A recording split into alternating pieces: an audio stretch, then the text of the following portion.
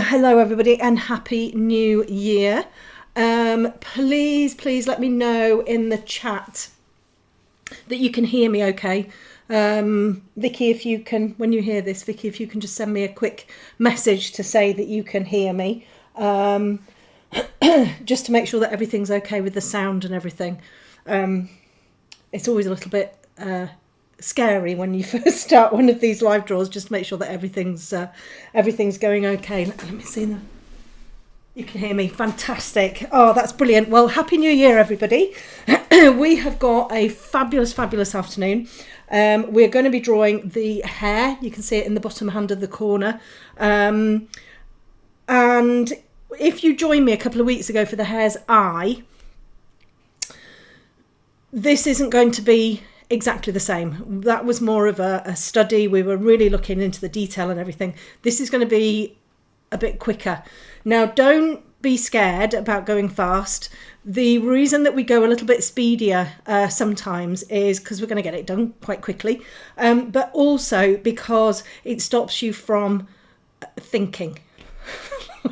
Which might seem really strange, but actually if we can stop ourselves from thinking and overthinking and overworking and worrying about every single tiny detail, actually it's a really great exercise to do every now and again, and it really aids your drawing when you're doing really realistic and slow drawings.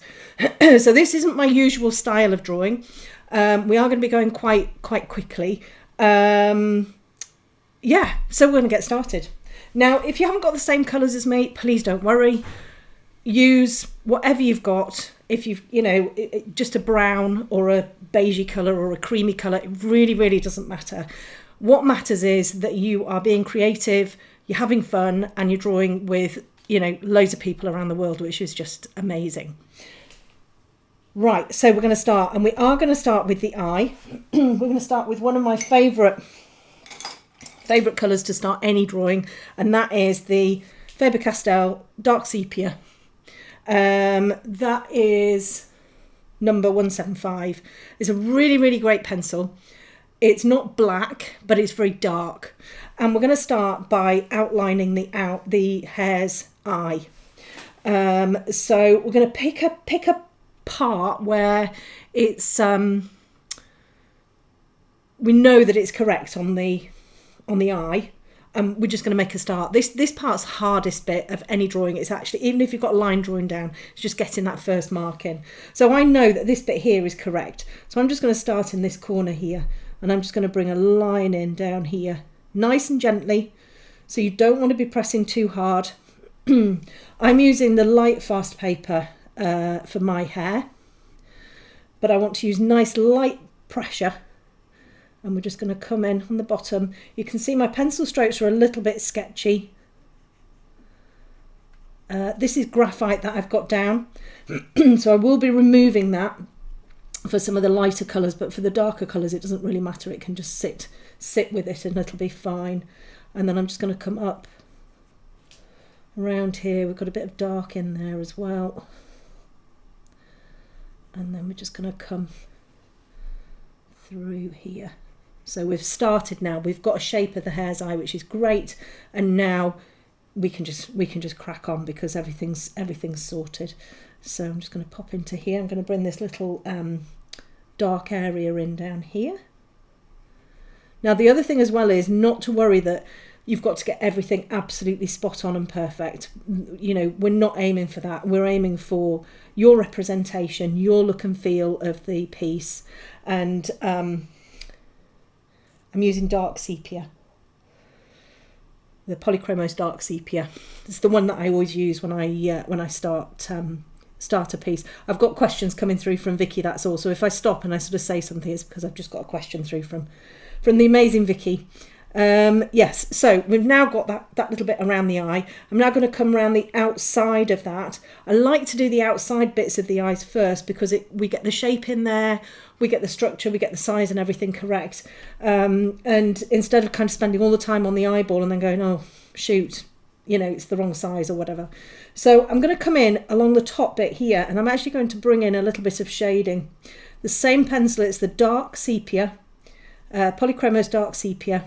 And I'm just going to bring a little bit of shading in here very gently, so we can sort of see an idea of that value of the darker element that's going in there. We're going to come back over the top of it, you know, with the black, just to make it even darker.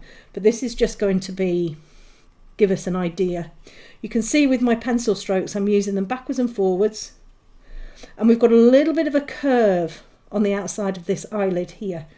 If you look at your reference photo, you'll see that it curves from here over, and if your pencil strokes have that same curve, it's going to make it easier for you to sort of understand the structure and everything. And that's a really good tip for realism, is the right length of fur, but also the right angle or the right curve. So let's just come back down here, and if we were doing this like we were doing a couple of weeks ago, we'd spend, you know, far more time kind of getting all of these bits and pieces in. But because we're doing a speedier one, which really does, the more speedy ones you can do, the better I think your techniques and everything become in your actual, you know, your drawings where you're spending quite a lot of time, because it just stops you from overthinking. You can't worry about everything because we're going quite quick. So just bring a little bit more depth in there. So we've got that outsidey bit here now, which is great. It's looking a little bit rough and ready, but that's okay. We're going to darken that up. And now what I want to do is I just want to bring the black in, so we get the really nice value, really nice dark colour in there. So I've got my black, Faber-Castell black, Polychromos black, and I'm just going to come around that edge again, little bit harder pressure. It'll depend on the surface that you're using. The light fast paper is 100% cotton. It's quite soft, it's quite a spongy paper. So I'm just using a little bit more pressure just to squash the tooth of the paper down. Some of you might be using print paper, some of you might be using pastel matte. With pastel matte, you should be okay to go a little bit harder with your pressure in these dark areas. You know, it's just sort of like a case of seeing how it works really. And then I'm just going to bring a little bit of that darker shadow up on the top here.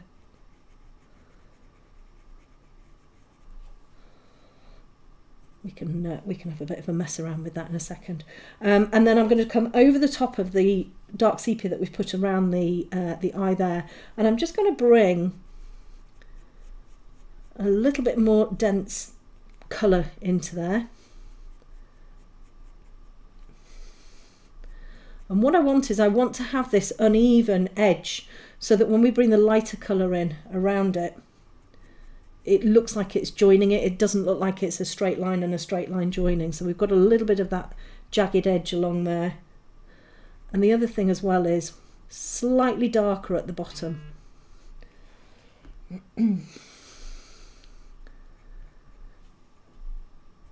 So again, we've got that little bit of a curve in there.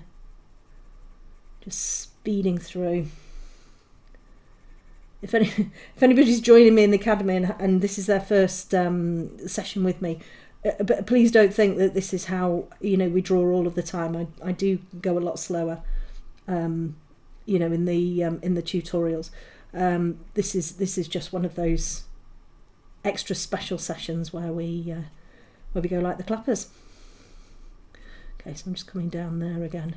So you can see we've got a nice outline here, nice little bit around the eye. It hasn't taken us ages, and now what we can do is we can start to look at the inside of the eye. I'm just going to pull that curve in there a little bit. Right, so the next colour that we need to choose is the Indanthrone blue. So that is the 247. It's sort of quite a vibrant blue, and we're going to cover the pupil with this. Well, actually we're going to cover the bottom of the pupil, and then we're going to kind of work on the cloudy bits and everything separately. So I'm going to bring a line around the bottom of the pupil with the Indanthrone blue all the way around, and I'm just going to gently round pencil strokes. Don't worry if you've got lots of grain and everything coming through, because we're going to be putting other colours in on the top. There's like a little tree and everything in there.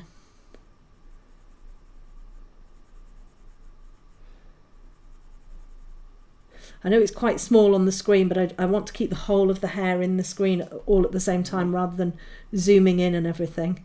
Oh, I've got Vinny having a dream now. I've only got the Vinny in the room with me. The girls are in the other room, but he's fast asleep, all curled up. Bless him. Okay, so we've got that little bit of the bottom of the pupil. And then I'm going to take the same pencil. I'm just going to bring a little bit into the top here. Very, very, very gently, I'm just going to outline the top bit. I don't want to end up with a really hard outline, so I'm just going to very gently just pull this around.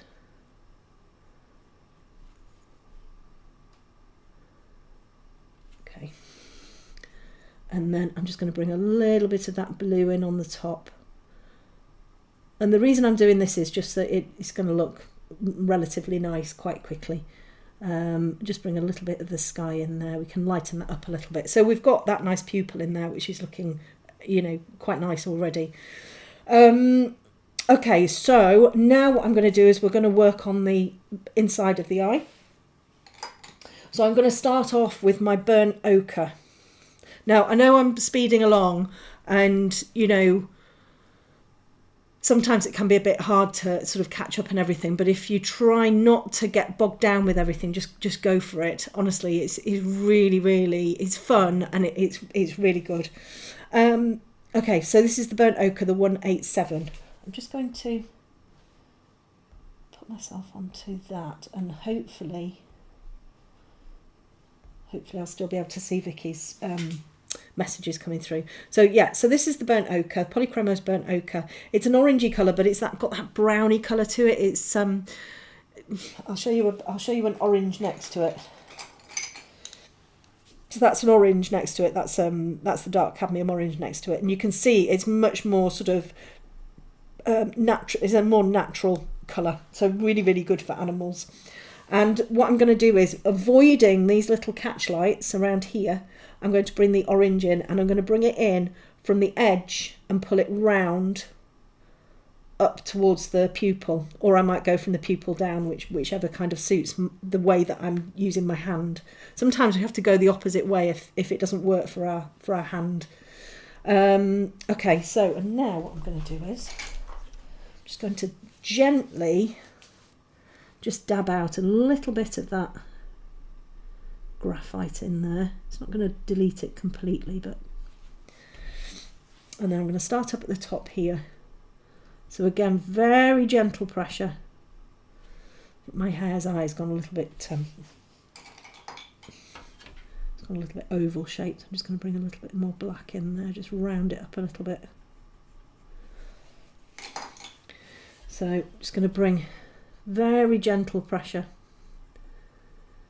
And you can see there's a little bit of it's almost like texture in the hare's eye. It's obviously not texture, but the patterns in the hare's eye, and that's what we kind of want to get a little bit of an idea of. So you can see I started this way up here because it was easier. Then when I get to here, it's easier to kind of go from the pupil out. I often get questions from people who are left-handed saying, oh, it's difficult to follow somebody who's right-handed. And yeah, it can be. And I think it's just a case of working out what suits you. If I'm moving my pencil one way, you'd probably be fine using it the other way. It's really, really important to find things that actually suit you. Now, the other thing that I've forgotten here is I need to bring this little bit of black down here, look. So we've got a little bit of that coming down there, which is going to make our hare's eye look round. It's funny, you can have the best line, well, mine's not the best line art in the world, but you can have the best line art in the world and you can still, go wrong. It's certainly not a guarantee that you're going to have an amazing drawing at the end. Because, it's very easy to kind of pick up on the wrong lines, if you like. Okay, so back with this burnt ochre, I'm just going to pull it down to the bottom bit down here. This is going to be darker. And then I'm going to bring a little bit up onto the top, but I'm going to try and keep that catch light as light as possible. There's a little bit of pink in there as well, and there's a little bit of blue in there. Okay, so that's good. Next I'm going to bring my burnt sienna. I'm just going to sharpen this actually. So the burnt sienna is the 283, like a reddy brown. And we're going to do the same thing again. We're just going to keep an eye on the values in the eye. So where there are some lighter values, we're not going to use much of the darker colours. Again, very, very lightly coming up around that little bit of a catch light there. Just want to bring it around the bottom of this eye here. If you look at the bottom of the eye, there's like a shadow running all the way along the bottom. It's much, much darker. Those shadows in eyes are just as important as your catch lights. Normally people go, oh, you know, just whack a catch light in and you'll be fine. But actually the shadows are so important as well. And a lot of the time people use really, really bright catch lights. So they tend to be like bright white, and they don't need to be as light as that. You know, you can have a catch light that's just a shade lighter than the darkest colour that's in there, and it will still look great. So let's come in around here. Let's get some water. I've been on antibiotics. I've had tonsillitis, and I've been on antibiotics, and it's the last day tomorrow. And the, oh my goodness, the taste that I'm getting in my mouth, it's like somebody sprayed my mouth with hairspray. It's absolutely horrible, but they've done the job, which is good. Right, okay, so we've got that coming down there, which is nice. You can also see that there's some even darker bits down here.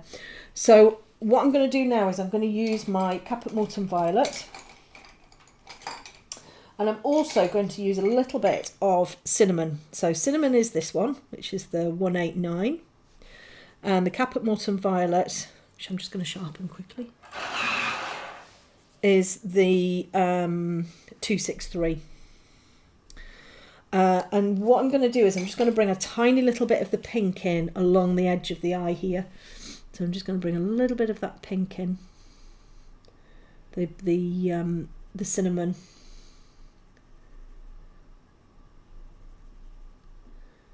Into there, and then I'm going to use my Caput Mortuum Violet, and I'm going to start down at the bottom here, and I'm just going to darken up. So I'm going to increase my pressure, and I'm just going to darken this shadow up here.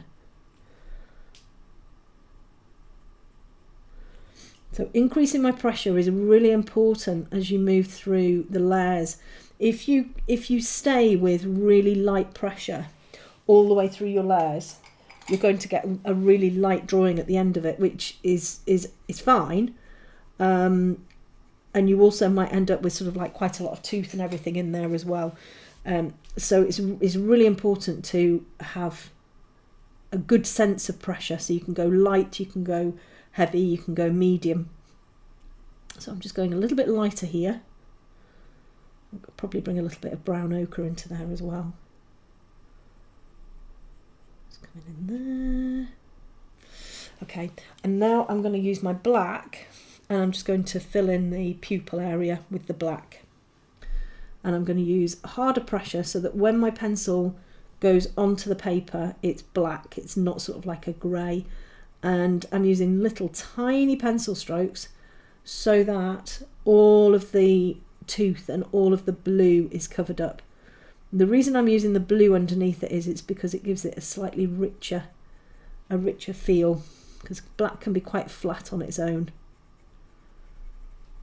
So little tiny pencil strokes.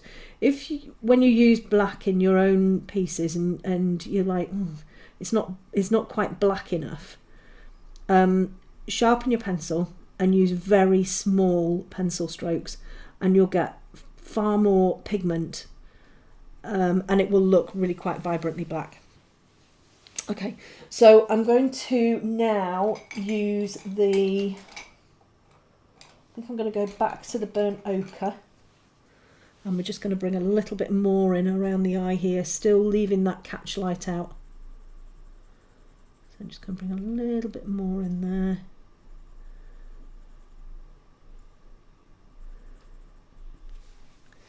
Just going to just bring a little bit of that eraser in there just to dab a little bit of that catch light out. A little bit harder pressure.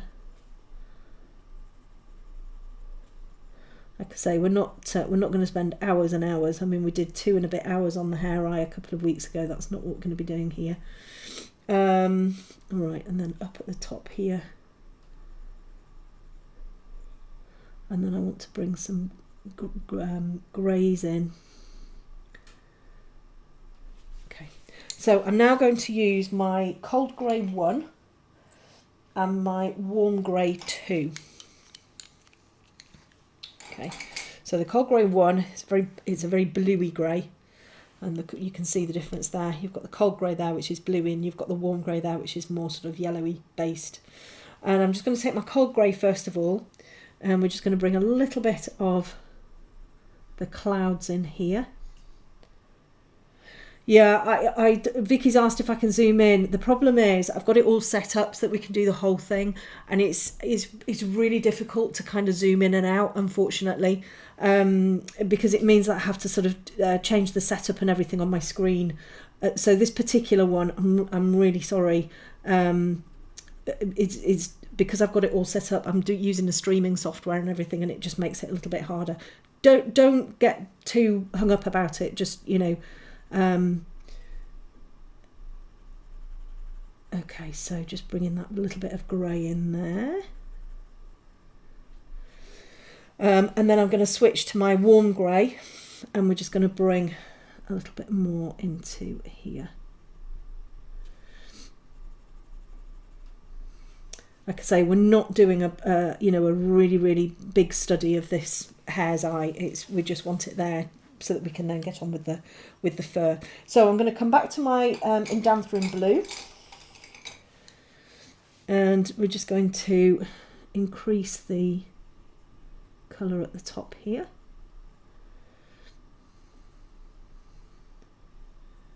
Kind of coming all the way down.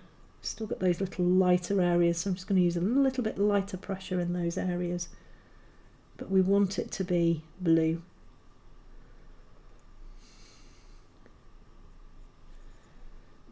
Going across there, and then the problem is when you start sort of fiddling around with details and everything, you can just get completely lost in it all. I'm also going to bring a little bit of blue over to here as well, just shade a little bit in there. You can see that in the photograph. And then I'm going to use my sky blue, and I'm just going to come in over the top here.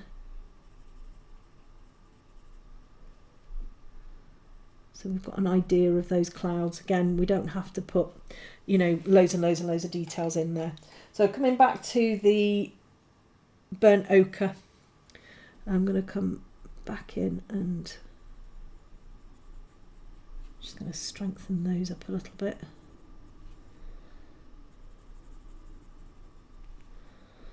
And then I need to just darken this bottom bit again. The darker your darks are, the lighter your lights are going to look. It might not be exactly the same as the photograph, but it doesn't matter. So I'm going to use the walnut brown, and I'm just going to come in and again deepen up that shadow that's coming around the bottom bit there.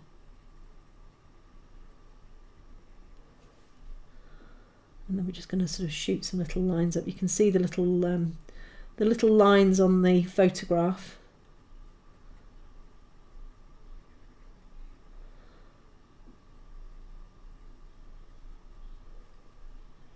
And then we can just get that nice and dark in there.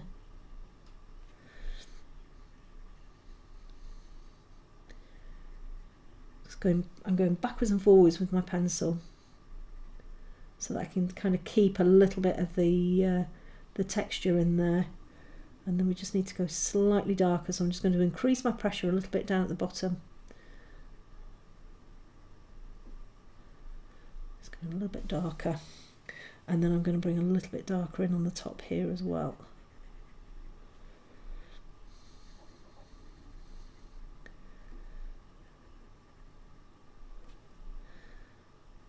Just bringing some very sort of gentle colour in around there. And there's a little bit of a line in there. Okay. A little bit darker down there. And then I'm just going to use my warm grey 2 just in this little area here, just to darken that up a little bit. In fact, I think I'm probably going to use my warm grey 4 in there.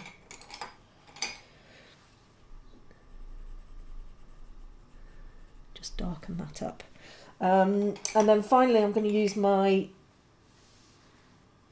ivory, which is the 103, and I'm just going to come in over the top and just sort of burnish it a little bit, particularly that bit around the middle there. And what that's going to do is it's just going to squash the tooth in.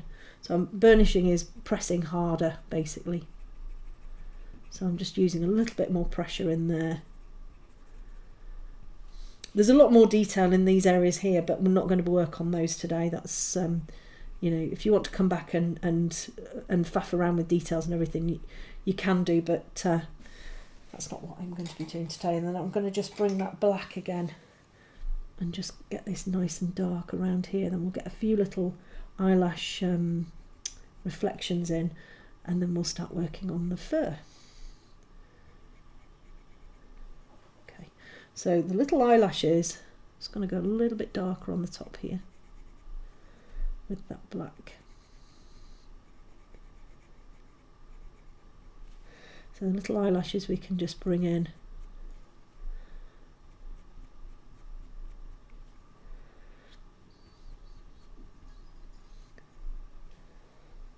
Whether they're eyelashes or whether they're just part of the eye. I think these are eyelashes here. Okay, and then I'm just going to come over a little bit with the ultramarine, the blue ultramarine, which is the 120, and we'll just get a little bit more colour into here. Just watch that you don't colour it all in. We want to get a few of those little clouds showing. And I can just take a tiny bit of that blue out. A little bit more into there. Okay, and then let's get that walnut brown again and just darken up this area. Okay, so a quick eye. It's quite effective. It looks quite nice, but we haven't spent hours and hours and hours on it. You know, this is a much speedier drawing. The one that I did a couple of weeks ago, we spent over 2 hours drawing an eye. It was a bit bigger than this, but you know, we really looked at the detail, you know, which is a really lovely thing to do. But to combine your drawing with speedy drawings, it really does help. Okay, so we've got the eye down there, and now we're going to start working on the fur. Okay, so what we have to think about when we're drawing something like this, if we were going to take our time, and a piece like this might take me, I don't know, 12 hours or something like that, maybe a little bit longer if I was going to go into all of the details. When we're doing more of a speed drawing and we're just wanting to get an essence of what it is that we're drawing, the thing that we need to capture, obviously, is the personality of the animal that we're drawing. We need to capture the quality of the fur. So with hares, they have these sort of guard hairs that kind of come out, you know, the longer sort of wispy hairs that sort of stick out. We're going to try and get those in. We might get a semblance of it. You know, we're all working on different surfaces and we're all working a little bit faster today. What I want to be able to do is, at the end of this, be able to see the texture of the fur. So see where there's like little tufty bits, see where it's a little bit softer, see where it's a little bit coarser. Make sure that we're getting some of these really dark elements in here. which is really, really important, you know, for the values, for the shape of the face. We want to be able to really see the structure of the animal's face. So my thinking is that what I probably will do is we'll probably start up on the ears up here. I haven't done all of the ears because it would have taken us too long. And we'll just plot some colour in and see where it goes. My thinking is I'm going to put sort of quite a light colour down first, and then we're going to bring some of the dark colours up. The layering we'll be using far fewer layers than I normally would do, because we're going to put base layer in, and then we're going to bring the details in on the top. So I'm looking down the edge of the hare's ear here, and it is quite a light colour. I'm just going to bring my eraser in, just dab off a little bit of that graphite. So I don't really want to use a white. The paper I'm using is quite creamy, but I don't really want to use a white. So I'm going to use a mixture of cold and warm grey one. So these are the two here. That's the cold grey, the bluey one, and that's the warm grey one, the more yellowy one. And I'm going to start with the warm grey up at the top here. I'm just going to bring this little bit of fluff in around here. I might need to just rub this out a little bit better, I think. So warm grey one, and we're just going to start up at the top here, and I'm just going to bring it nice and gently kind of to the edge. You don't need to have it all beautiful and straight. You know, there aren't really any straight lines in nature. They've all got little imperfections. So we're just going to bring it to the edge there, let it sort of spill over the edge, if you like. And then we're just going to come down here, and then I'm going to swap, and I'm going to use my cold grey one. I like to use my warm and cold greys together, but we can see that there's a definite difference where it goes a little bit more bluier in here. And then I'm just going to bring some little wispy bits out as well. So it's quite a different way of drawing, because you're sort of almost focusing on the details much faster than you would if you were, you know, going slow and being really, really specific about where everything was going.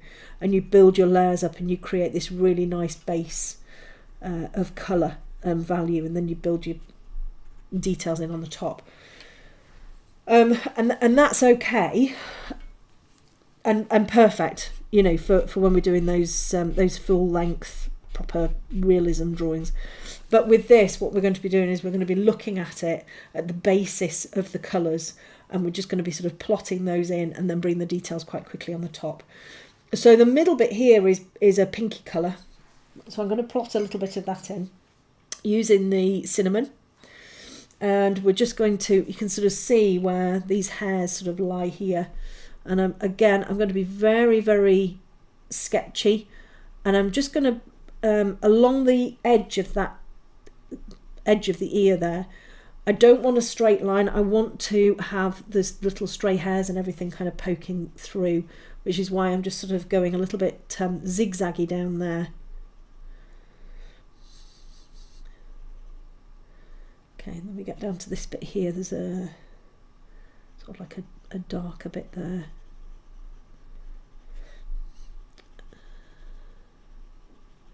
And then I'm just going to sort of fill this pinky bit in. You can see the tooth coming through, which is absolutely fine. With a drawing like this, we don't have to get it all beautifully smooth. But you don't have to get it beautifully smooth for any drawing. I quite like a little bit of grain coming through. So we've got that nice soft area there in the middle of the ear. We're going to come back to that and revisit it, but now what I want to do is just bring this little bit of the ear in here. Now, when I look at this, actually the lightest colour, I was going to go for an ivory, but I think I'm going to go for the burnt ochre, which is the 187, and I'm just going to watch this little Now then, where is it? We've got the curve there. So we've got a little bit of where it sort of changes here, and it goes much more sort of beigey brown, and then we've got this little light piece of hair here. So I'm going to work from where this bit of a kink is in the ear, and you can see the direction of the fur quite easily. So this is a little bit harder for me because I'm right-handed, going in the direction of the fur in this way, so I've got my hand at a funny angle. Hopefully you can see that, yeah. And we're just kind of just bringing an idea of what the hair looks like, what the fur looks like up. And you can see when we blow that photograph up, the hair is really quite, it sort of comes to here and then it changes and then it gets a lot shorter. So my pencil strokes now are going to kind of emulate that texture that we've got in the fur there, and we are going to bring other colours in over the top of that, but this kind of, to me, this is sort of like the base colour. This is the, you know, we're going to bring the browns in over the top, but this is the base of the colour of the ear. So the hairs are going a little bit that way. Go a little bit, we can go a little bit scribbly as well. You know, if there's like little scribbly hairs, we can just go a little bit crazy with our pencil and bring that texture in. You know, I think sometimes people think, oh gosh, if I need to draw realism, I have to draw everything, you know, exactly as per the photograph.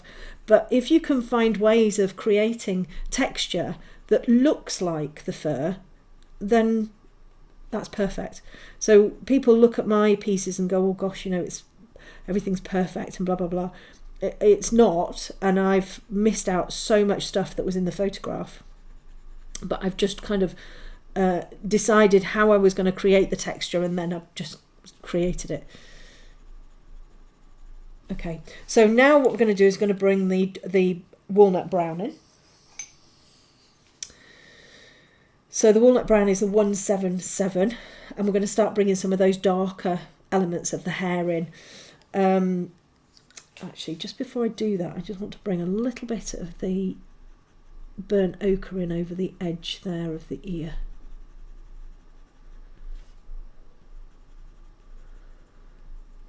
So it's quite sketchy. And then we're going to take the walnut brown and we're just going to come in. You can see on this area here there's some like little darker elements, so I'm just going to sketch a little bit of the walnut brown in there. I'm going quite light, so my colour is quite a soft brown here. I'm not going over all of the burnt ochre. You can see that it's sort of, some of the burnt ochre is sort of showing through, and then we're going to come this way and we're going to do exactly the same thing. It's almost like we're drawing every single hair, just to get that nice texture and everything in there.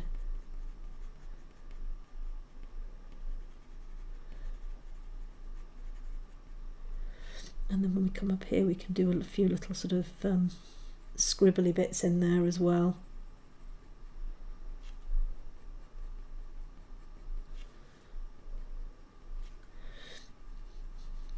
Probably needs to be a little bit darker, but that's the beauty of when you're working a little bit slower. You've got the beauty of adding all of the layers and everything in. Whereas when you're going a little bit speedier, you know, it does look far more sketchy. So I'm just going to come into here. All of these little pencil marks and everything I use in my realism portraits. I'll always use stuff like this, you know, just to kind of get the texture and everything like that.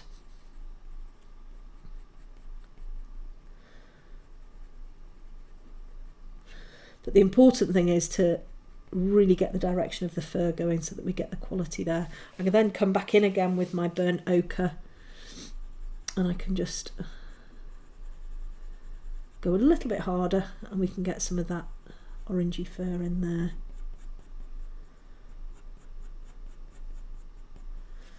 And then I can just bring a little bit more of that in over the top. Again, it's sort of quite scribbly.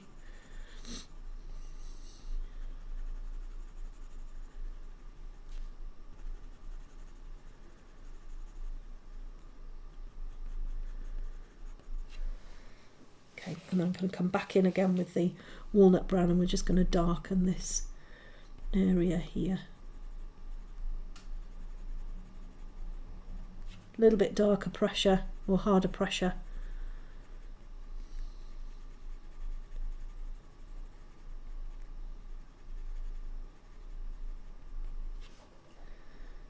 Got that hair coming up there.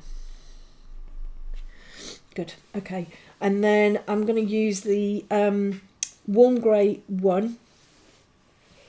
And now then, where's that bit there? Yes, warm grey 1. We're just going to bring that little bit of white hair up here.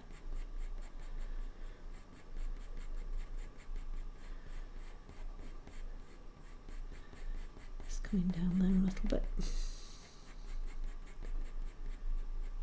And I'm going to use my dark sepia just to bring this sort of dark element in here.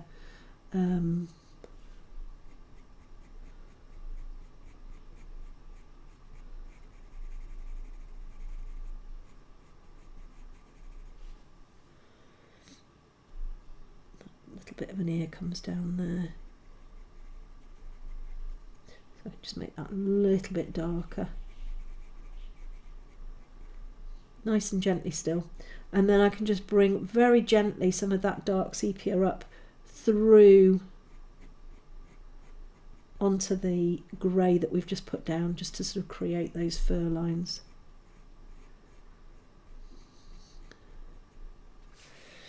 I'm just going to bring the burnt ochre up again, and we'll just pull through.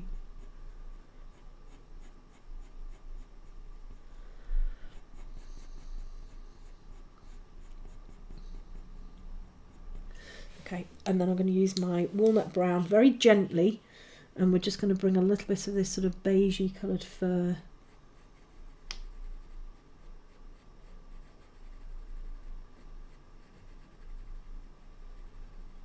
and here I'm sort of using backwards and forwards, but I'm creating shapes with my pencil, so I'm almost creating inverted V's, if you like, just so that we get a little bit of texture in the fur and it's not just flat colour.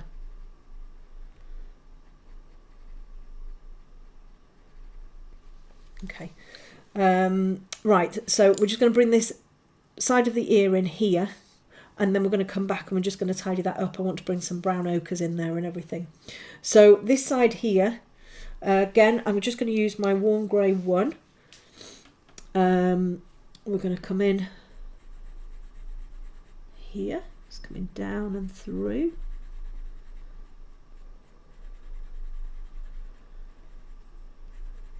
So we're almost sort of like plotting everything, getting everything in the right place, and then we'll come in and we'll just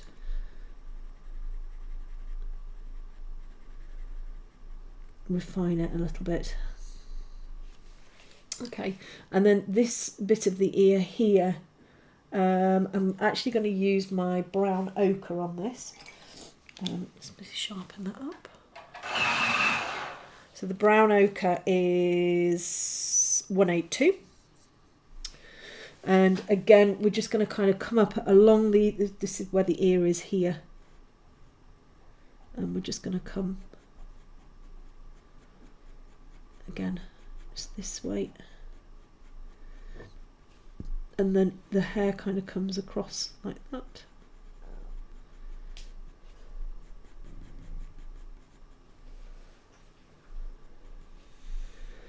Going through there.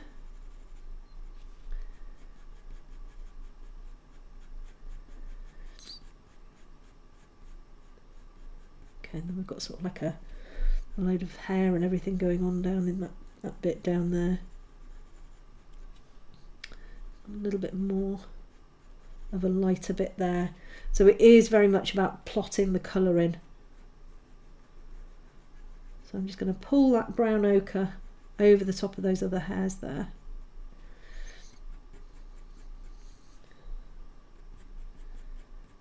Bring a few sort of stray hairs out.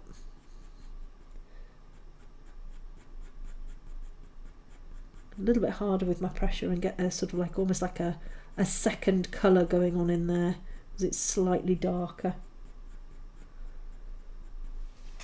And then I'm going to bring my walnut brown in And we're just going to come in between those hairs. Again, just these upwards pencil strokes so that we get an idea of the texture.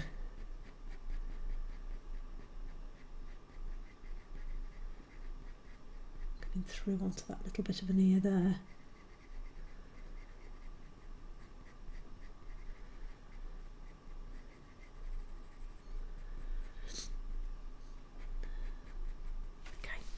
Right, so now what we need to do is we need to darken up this pinky bit. So I'm going to come back in again with the cinnamon, and we're going to bring another layer of the cinnamon in.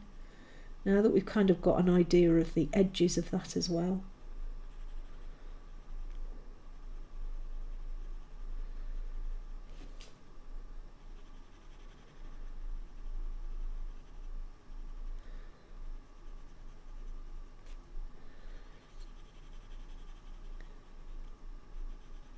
Kind of come in and sort of meet those hairs there.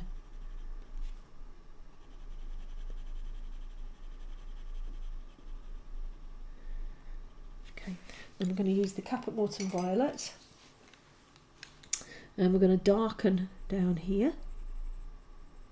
So the Caput Mortuum Violet is that really sort of dark, reddy colour. A little bit more pressure.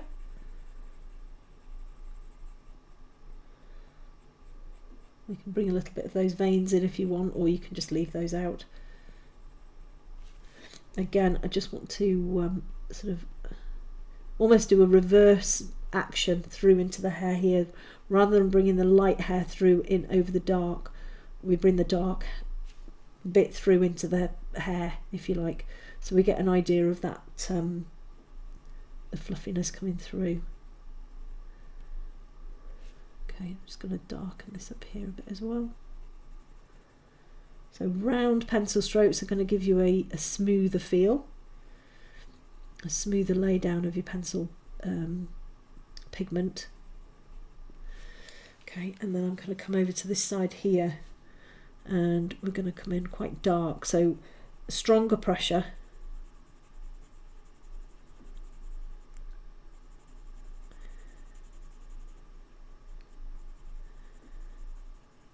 We're going to have to bring a little bit of orange in here as well. So I'm going to, what's going through my head at the moment is, well, we need to almost like that sort of translucent look. We can sort of see the light coming through. So we do need a little bit of that sort of brighter orangey colour. So in my head, I'm thinking, right, if I bring this colour over, what will happen? If I bring this colour over, what will happen? And my brain has kind of landed on using terracotta in over the top of the pinky colour and the Caput Mortuum Violet. That's how my brain works when I'm drawing. I tend to work a few steps ahead. So I'll be working on something, I'll be thinking, right, how am I going to do this bit? How am I going to do that bit? And it works really well, actually. And I can pick up colours in my head and layer them and see what they're going to look like in my head. And then when I put them on paper, they tend to work. And I think I'm quite good at that. And I think the reason I'm quite good at that is because I'm quite good at visualising anyway. And I also know my pencil colours really well. Which really helps. I don't tend to swatch anything like that. I just tend to sort of hold them in my head, really. So I'm going to bring a little bit of terracotta in.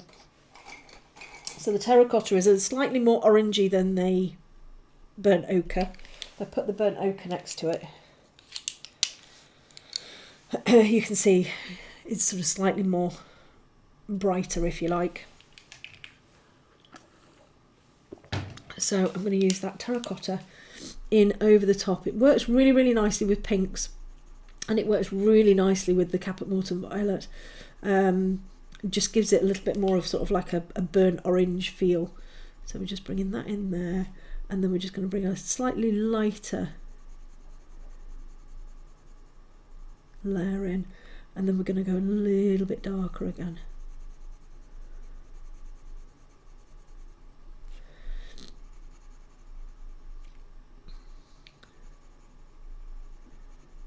And then we're just going to come down here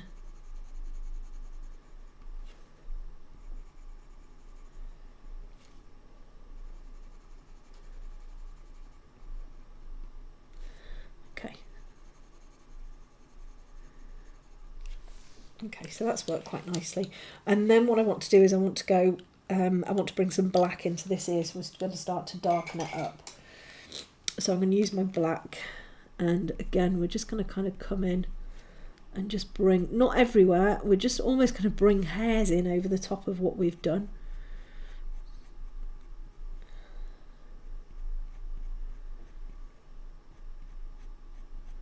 So short little pencil strokes that are not all the same, so you want them all kind of going in the same direction, but you want them to be a little bit scattered. We don't want everything looking identical and all really rigid. We want to have movement in our work, you know, so kind of having things going slightly cockeyed is quite a good idea. And again, I'm just bringing a little bit of that idea of those textury bits in there, and then I just want to come in and just bring a little bit more of the black into here, just darken this little bit off here. I use my black an awful lot and I find it incredibly useful. I particularly like my polychromos black, and I think it's because it's not quite as opaque as some of the other brands, so you can actually see through the layers, which doesn't make it the best black on its own because it's a little bit dull, but when you use it over the top of other colours, it doesn't kind of obliterate everything. You can still see what's underneath. So I'll use my blacks in areas just to gently sort of shade so that it just darkens the colour that I've put it over the top of, rather than using it as a black. So it is a really, really useful colour to use. I know black is, you know, you don't use black in like watercolour and all of that kind of stuff, but coloured pencils, it is very useful. So I'm just going to come through here as well, and then I'm just going to bring a little bit of a darker grey in. Just bring this slightly in here.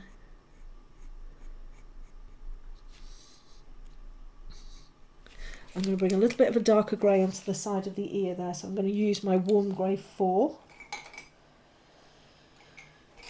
Says warm grey 4 is the 273, and I'm just going to bring just a little extra bit, very gentle, because it can actually come out quite dark, but I'm just going to bring a little extra bit along the side of the ear down there.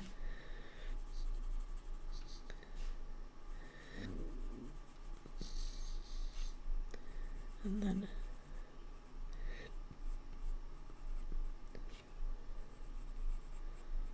okay, and then I'm going to use my brown ochre, which is the 182. I'm just going to bring a little bit of the brown ochre into here. So I've got that light, that pale bit in there. Just going to bring a little bit more of that brown ochre in.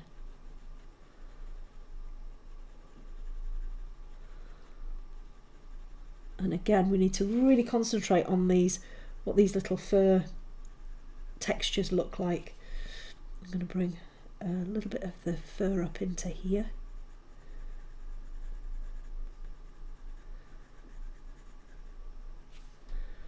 So it is very different from when you're spending loads of time and you're doing your realism everything, but it gives you an extra little sort of tool for your toolbox, if you like. And to be fair, I tend to use this technique as with my base layers when I'm doing the really realistic stuff, because I like a little bit of movement. I like it to look a little bit, not perfect. So I'm going to come around this little sort of chunk of hair here that's slightly lighter. It's going to come up a little bit. And I'm going to swap to the raw umber in a second.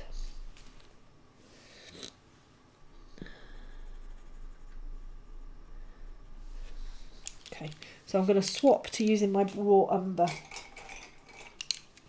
So the raw umber is 180. And it's very similar family to the brown ochre, but you can see it's just a little bit more neutral. It's not quite as yellowy as the brown ochre. So raw umber is, you can see, is one of my most used pencils. I absolutely love it. It's a fantastic colour. And we're going to use this just to bring in a little bit of the fur around here. We're going to quickly get this second ear done, bring a little bit of black into here, and then we're going to start working on the face. So raw umber, I'm going to bring a little bit more into this ear here. We're going to kind of sort of draw around some of these little hairy bits.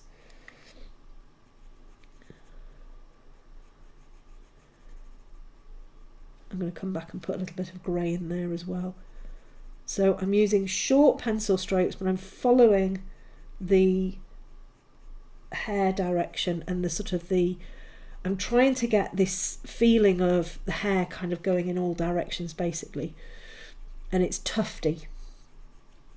So coming down here, just sort of bringing an idea of those tufty bits of fur in. And leaving little gaps as well will really, really help to kind of show the texture and everything. Then we can come in and we can either leave those little gaps or we can fill them with a darker colour. So I'm just going to use I think I'm going to use my raw umber pretty much everywhere. And then we can start to add the darker colour. So there's a really dark area there. I've left like a little triangle for that really dark area. And again, I'm just sort of sketching in around some of these hairs just to get an idea of all of this lovely sort of fluff that's going on. I'm just going to lift out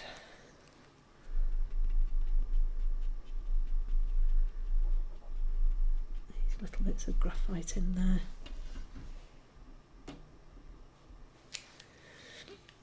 And then the nice thing as well is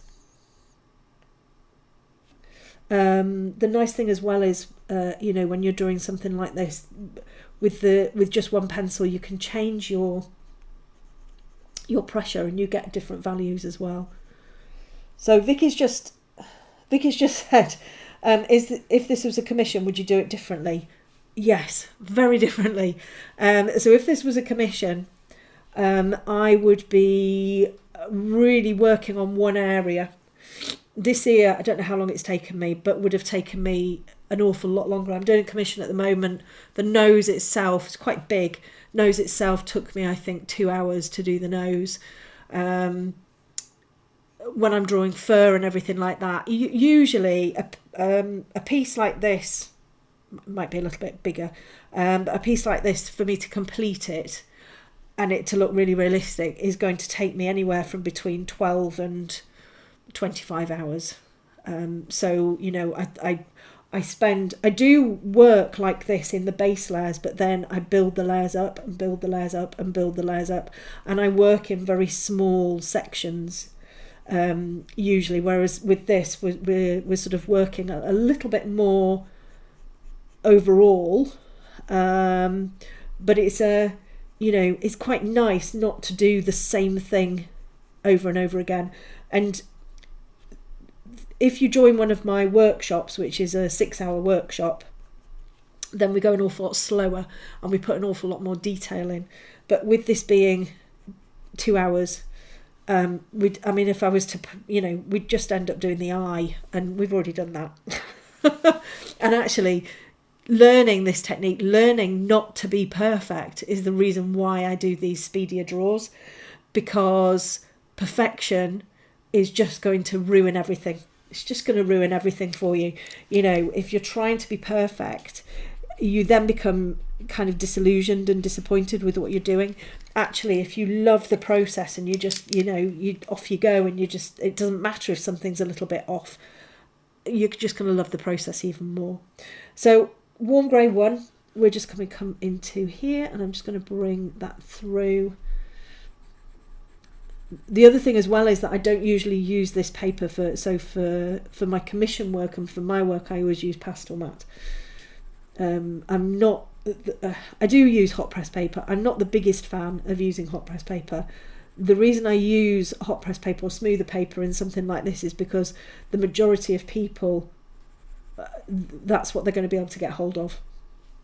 If I said, I'm doing a live draw and I'm going to do it on pastel matte, it's a little bit mean, because it's expensive and not everybody can do it, not everybody can get it. Okay, so we've got the brown ochre now, the 182. And I'm just going to come up the edge of this little ear here. We're starting off a little bit softer down at the bottom. Again, kind of bringing an idea of that that texture in.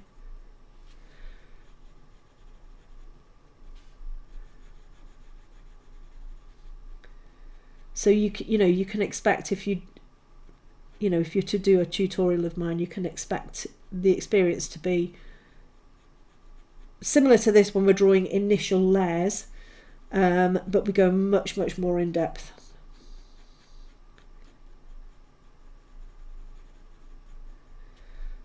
So just pulling that in there. Again, just bringing a few little hairs across there.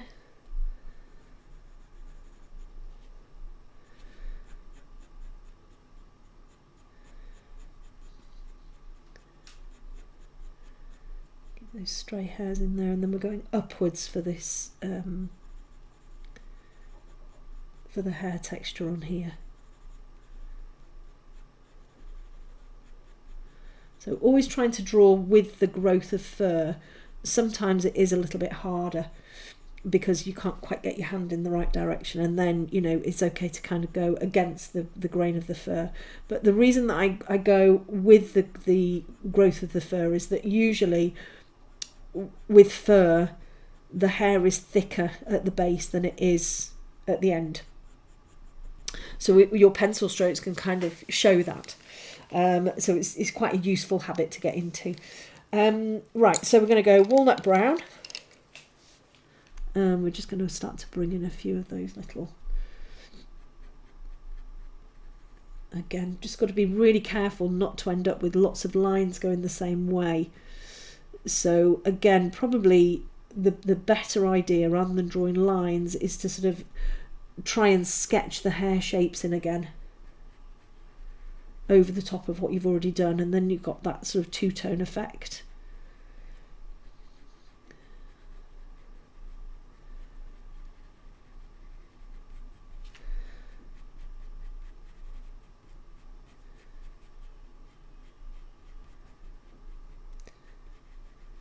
Some little sort of darkery areas in there as well. Yeah, so I guess to put it into context, the piece I'm drawing at the moment is probably around this size. I'm doing 2 dogs, but the bit that I've drawn is about this size. And so far, I think it's taken me about 10 hours to get where I am. It's a Labrador, so it's short-haired. But even so, lots and lots of layers to kind of get the idea of the shape of the dog's head and everything like that.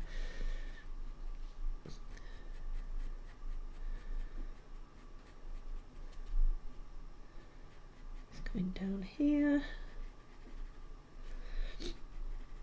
Okay, and then I'm just going to use that raw umber again, the 180, and we're just going to come in and just darken that off a little bit.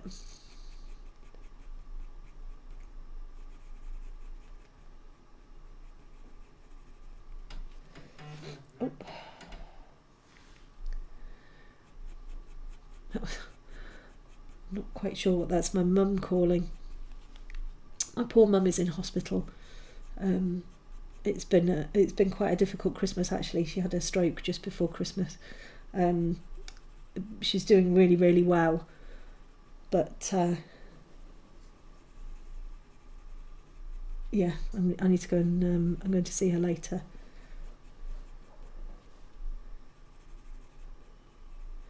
So I'm just coming through there.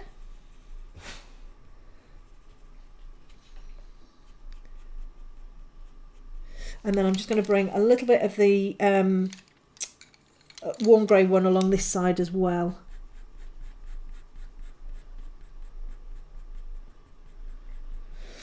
And then what I'm going to do is I'm just going to use the, where have I put it? What's there? The ivory, and I'm just going to come over the top of this ear. I'm just going to burnish it a little bit like we did on the eye.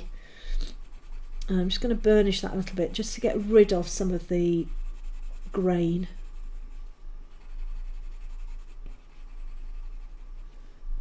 I'm going going to do the same on here as well, actually. Again, this isn't, it's not, burnishing tends to be used with smoother papers. Even though you've got a smooth paper, you still have quite a lot of tooth in there. And I think people are quite surprised when they use a hot press paper and they go, oh yeah, it's nice smooth paper, and then all of a sudden it's like, oh, hang on a second, it's really grainy. So using a burnishing method like that, a little bit harder in over the top of the layers, it gives you a bit of a smoother surface to work on. And I can come back in again with my walnut brown, and we can just darken up this here. Let's bring some of those shadows in. Again, just going with the growth of the fur.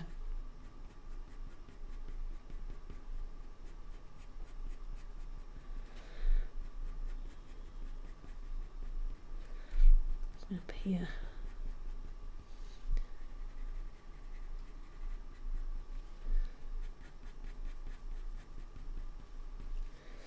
Okay.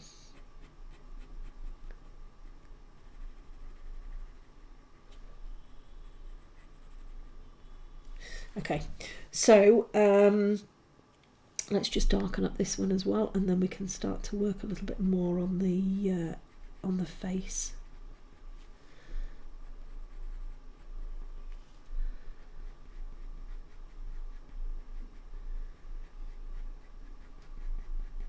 Got a little bit of a line in there. That's okay.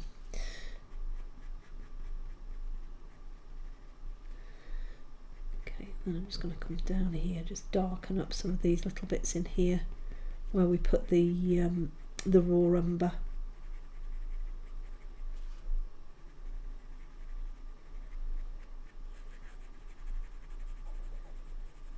Again, being quite, what we're doing is we're just sort of sketching in the shape of the fur.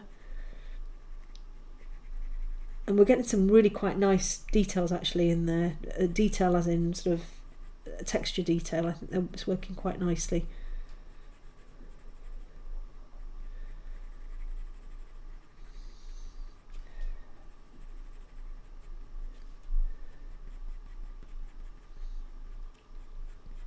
It's going up there a little bit more.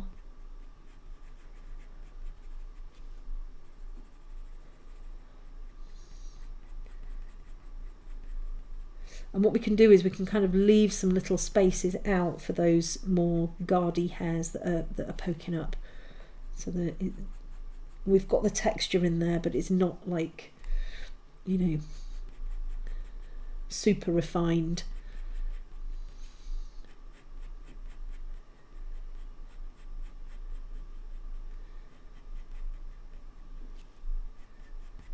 Just coming through there, and then going to bring a little bit of the brown ochre in up here, so it's a little bit stronger pressure so that we're getting more of that pigment down.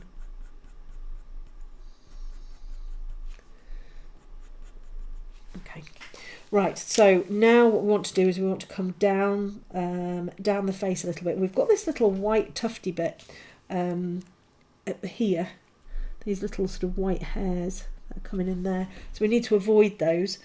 But we've also got some like darker areas. So I'm going to come in with my walnut brown, and what I want to do is I just want to plot out some of these darker elements through here. So if we look at the really dark hairs that are coming in, I'm going to be using my pencils, or I am using my pencil a little bit spaced out, so you can see there's gaps between it. We can fill those gaps then with another colour. So as you kind of come onto the top of the head here, you can see that hair sort of kind of coming, it comes this way and then it goes that way. And there's some like little orangey tinges in there and some little white tinges in there as well, but there's an awful lot of this sort of darker coloured fur. Again, I'm using sort of slightly stronger pressure. It's not hard pressure by any means, but it's just slightly stronger. Coming down to this little bit here, Again, very much picking up on the hair detail right from the beginning with a drawing like this.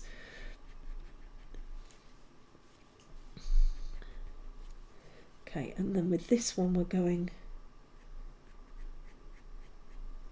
this direction, and there is more orangey in this. It's sort of curving over.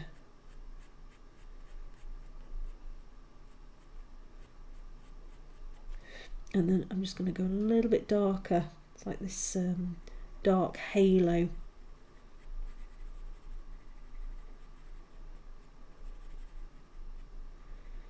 In there.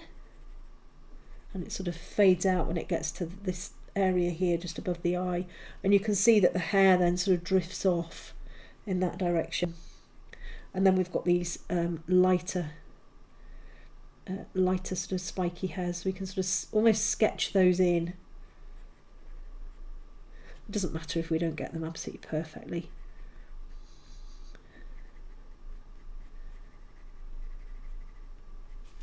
And if we get the areas round it darker, then they'll stand out as being a little bit lighter. Okay. And then I just want to come up above this eyebrow area here. Again, just with the walnut brown.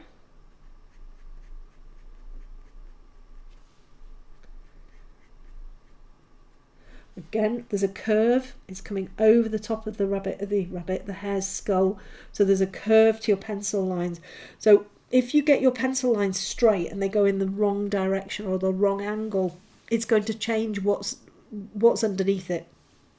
And that's why it's really, really, really important to follow the hair growth and to get those angles and curves and everything in correctly, because that is what shows what's underneath the fur basically. And it's really important to get the structure correct, you know, because otherwise you end up with something that's hasn't got an eye socket or something like that, you know. It just doesn't look right.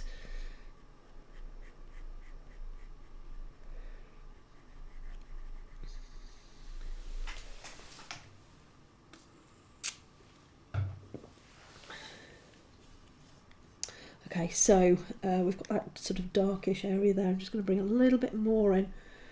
It's a bit denser, that dark bit on the brow there.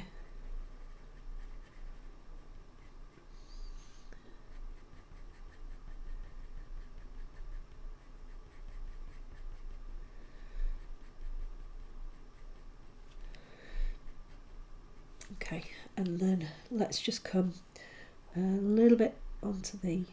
I don't want to do too much on the eye because I don't want us to be resting on it and then smudging it. So let's just come down here where, again, there's this sort of slightly darker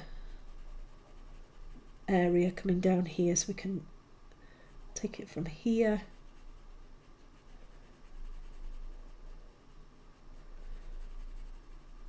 So I'm going a little bit smoother here. The hair here is softer.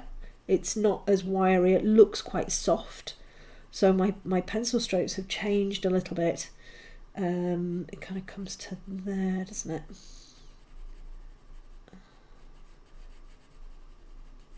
Just bring that sort of slightly darker colour in.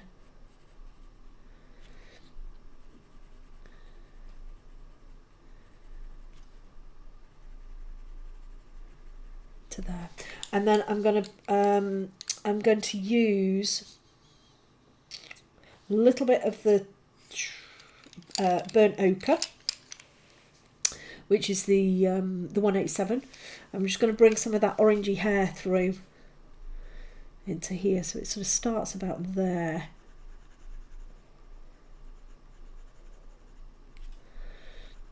And it just flicks over into this fluffy area here.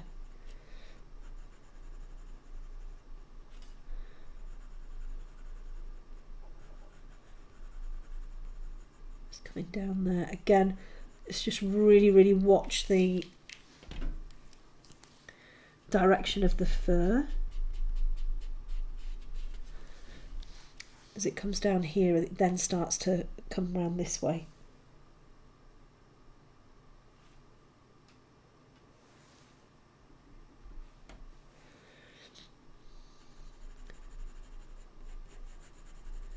So just bringing that orange all the way down there.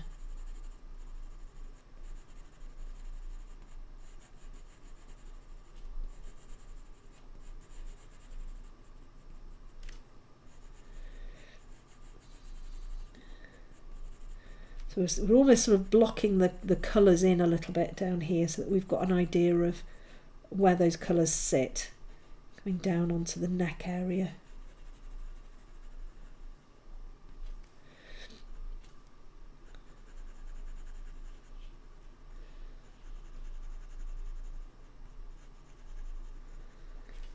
Through there. Okay, and then I'm going to use some, I think I'm going to use the warm grey 2.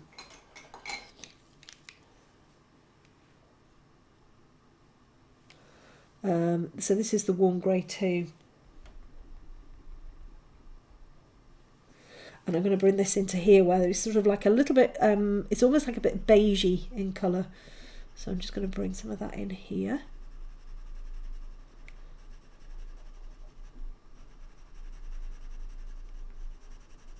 We can bring a little bit of brown in on the top of that as well, actually, which will just give it that sort of beigey colour.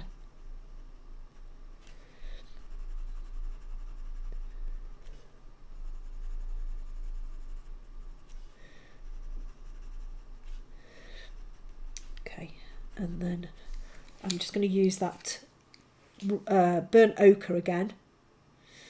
I'm just going to increase the pressure just a little bit in the orangey hair here.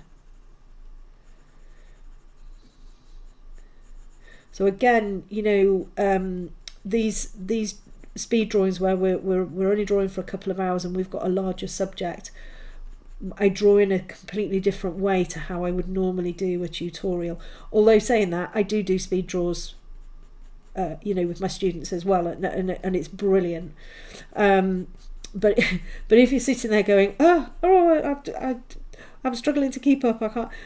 Don't worry about it. This the one of the main reasons for doing a drawing like this is to stop you from overthinking, which might sound very strange, but it's so common. This is the walnut brown I'm using now. It's so common with people sort of starting out with colour pencil, trying to find the perfect colour, trying to sort of go, I need to know exactly what colour it is. Honestly, the colour really doesn't matter. What matters is that we get the idea of the fur in, we get the values in there, and colour actually is secondary. So it doesn't matter. Just pick up. If I'm using a brown, just pick up a brown. If I'm using an orange, just pick up an orange. You know, don't get too hung up on trying to have everything absolutely spot on, because that's not. We don't want to do that. And you'll find with my teaching as well, and actually my drawing, I have a very sort of laissez-faire attitude with my drawing. So I don't sit and pick on things all of the time. If something's gone wrong, then obviously I'll put it right. But I'll get to a point and I'll go, right, do you know what, that's okay, that's fine. I don't need to keep going over this. I'm not going to make it any better, and it's how it is at the moment is fine. And that's how I tend to work. And it means that every single drawing I do, I enjoy doing and I love it. I don't think I've ever thrown a drawing away in anger. I don't think I've ever felt like scribbling on a drawing or anything like that. I just love drawing, and I think because my attitude is that everything doesn't have to be perfect, I think that's really helped, and that's one of the things that I know has helped quite a lot of my students as well, actually. You know, sort of you feel you've got to sit there and fiddle away with something until it's absolutely spot on, and you just really don't. You you know, and it just means that you can enjoy the process a little bit more.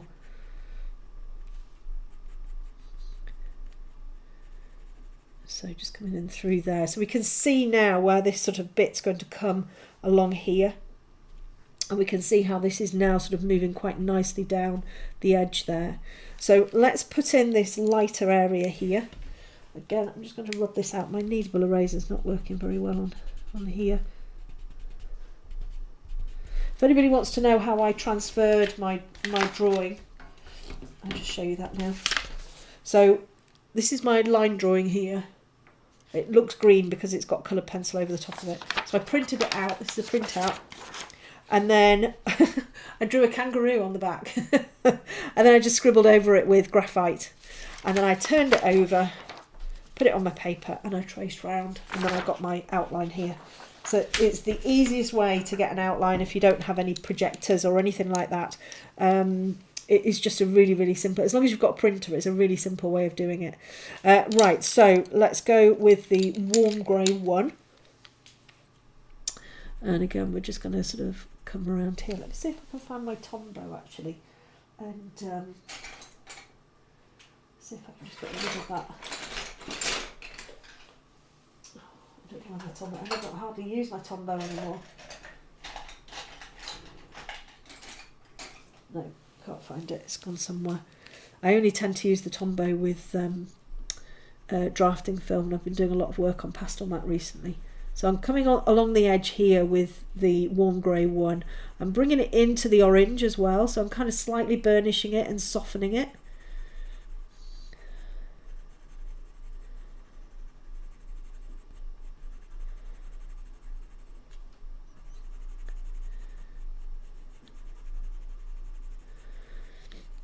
Down through here, and I have to say as well a big thank you to Sue Cross for the fabulous photographs. She's incredibly generous, allowing artists to use her wonderful photos.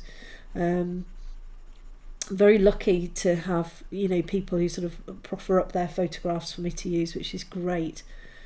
It's you know, I think it's really good to have a good relationship with photographers, because they do, well, they create the piece, don't they? They find the subject. I mean, she'll have been sitting for hours to get this picture. Okay, right, so I'm going to come back in again with the burnt ochre, that orangey colour. We're just going to bring a few more little bits in over the top.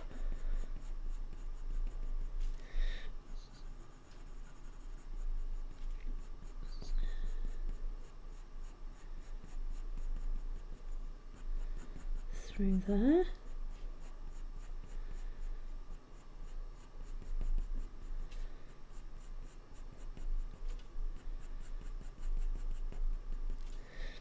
I'm going to bring a little bit of that orange in there as well, actually.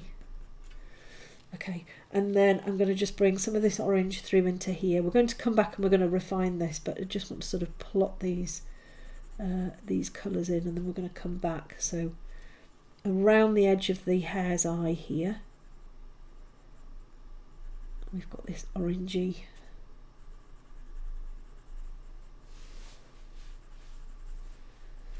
There's a lighter area around the hare's eye, you can see, and the orange sort of starts around that rim and then just works up and around again. We need to work it around because we've got this sort of dip going on in there as well. So I'm just going to pull that orange through into that brown that we've got in there.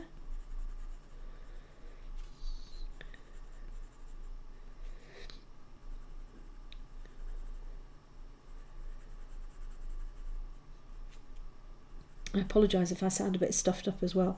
When I'm doing sort of a lot of talking, I think because I breathe through my mouth, my nose ends up getting all stuffed up, so I sound like I've got a cold, which I haven't.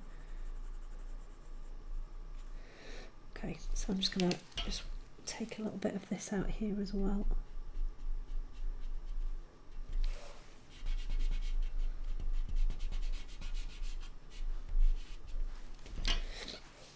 And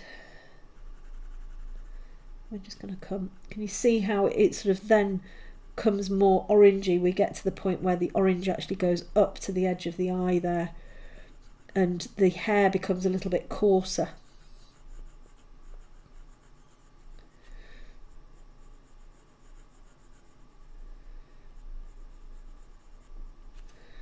Coming that way, so we can put a little sort of few sharpish lines in there as well, just to sort of represent the coarser nature of that hair.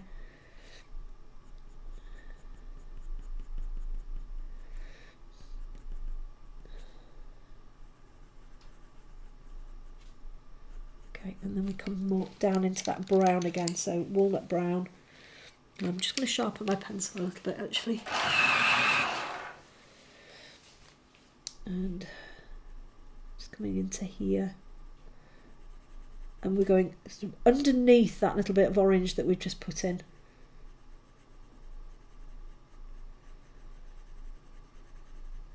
And we've got this curve because it's coming over the top of that cheekbone there.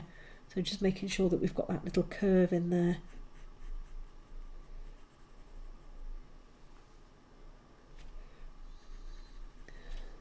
Coming through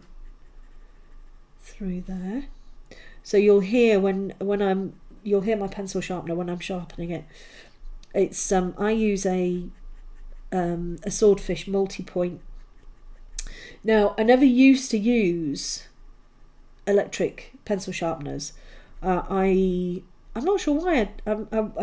I don't know whether I thought they were an indulgence or what. I don't know. So I always used a hand crank one, and I started off with the swordfish curve. In fact, no, I didn't. I started off with the Faber-Castell, like a 3-hole silver sharpener. And I went through so many of them. They were rubbish. They just kept breaking. Then I ended up with a hand crank swordfish curve, which was brilliant. And then I got this swordfish multi-point. I thought, oh well, I'll see, what an electric pencil sharpener.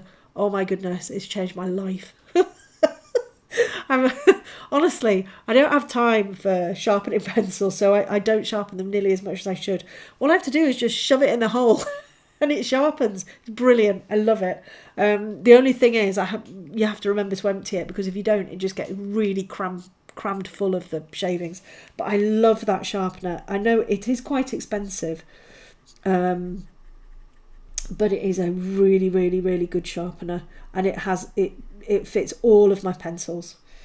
So it's and then I've got my little pencil sharpener. Where is it? Here we go. This one's great for the softer pencils like the Derwent drawings. Oh gosh, I took a deep breath then and I've lost my voice. So this is the Cum, and it's their little magnesium sharpener. It costs about £2.50. And it's absolutely brilliant. You've got 2 holes in there, but actually all of the pencils fit in the smaller hole. This is a really, really great pencil sharpener. £2.50, and it's really good. You get shorter points on this one. So with the electric one, you get longer points. This one you get shorter ones, but it's really good for the softer pencils that can sometimes break in a pencil sharpener.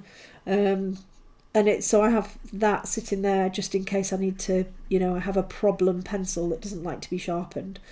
Because you get some that you sharpen them and they just, you sit there all day sharpening in it and it just gets smaller and smaller and smaller because the lead breaks all of the time.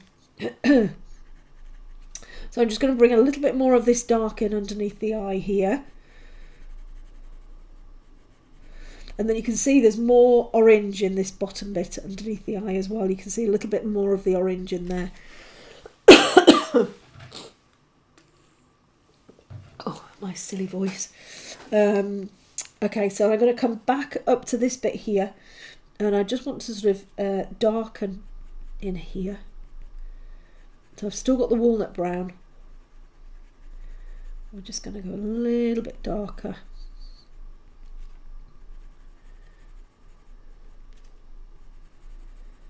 Through there.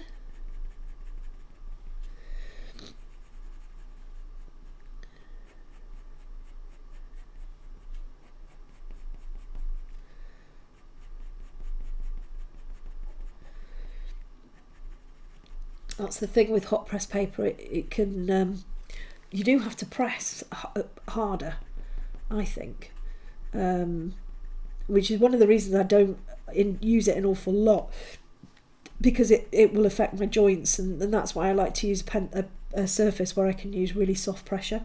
So that's pastel mat and drafting film.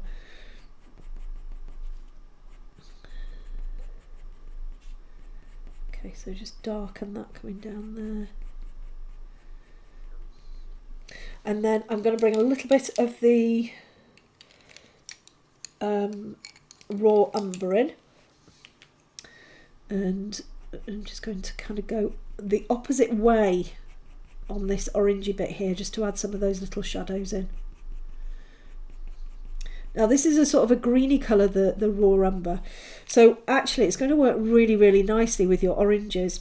If you look on the colour wheel, the opposite of oranges is blue, so you get those complementary colours. So you put blue and orange next to each other, they're always going to look really good. And you know, if you put your blue in with the orange, it helps with the shadows.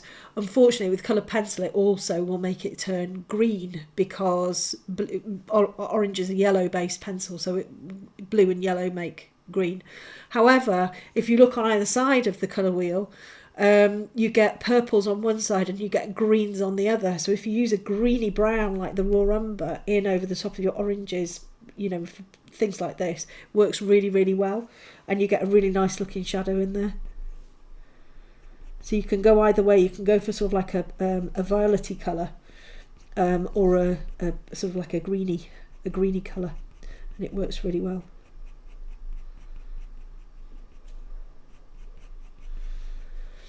And then I'm just going to bring a little bit of that through into here as well.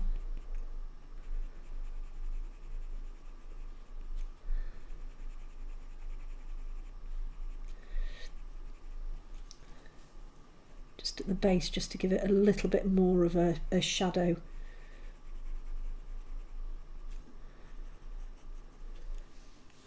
Okay, so I'm going to come in with the burnt ochre, and we're just going to bring a little bit of this paler orange in on the top here of the eye.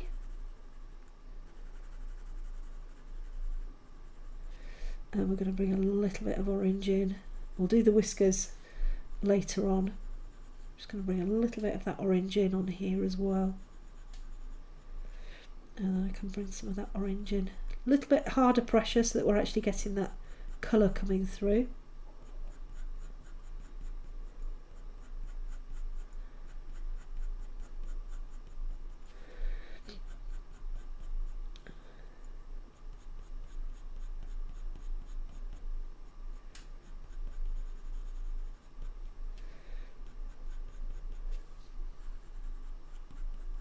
And you want to be able to see those little hair direction changes. Makes it all sort of much more interesting. And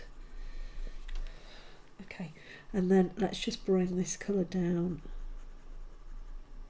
If I was drawing this hair as a sort of like a full tutorial, and I was going at the normal speed, I'd be using quite a few different colours as well.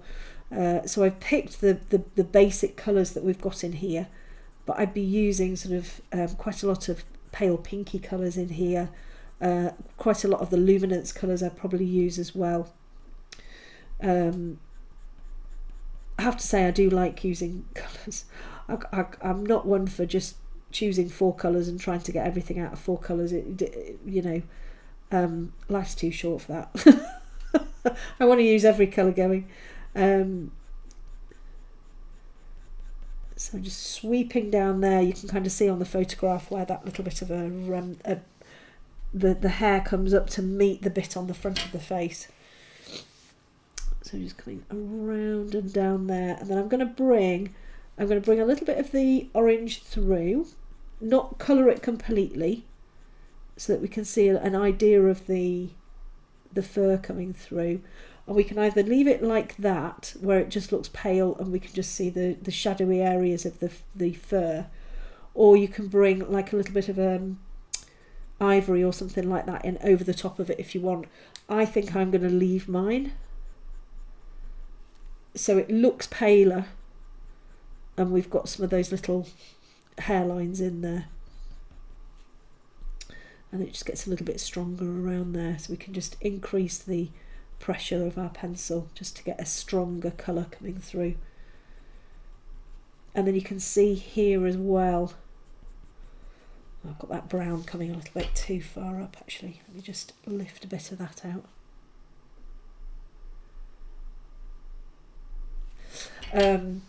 You can see here the hair direction changes quite significantly. So I'm just going to just gently, again, just pull a sort of a semblance of a little bit of a shadow in there, and then I'm going to leave that. I don't need to put a colour in there. Okay, so let's just come around and down the face here a little bit. So we've got this hair coming this way.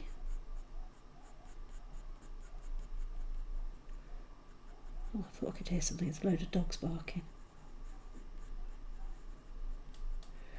Not my dogs. Okay, so we want this nice change of direction here. And you kind of want to see it.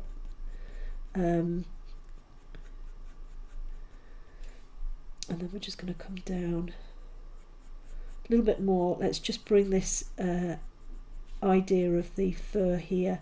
Again, sort of nice and sketchy, just sort of sketching that fur in down there.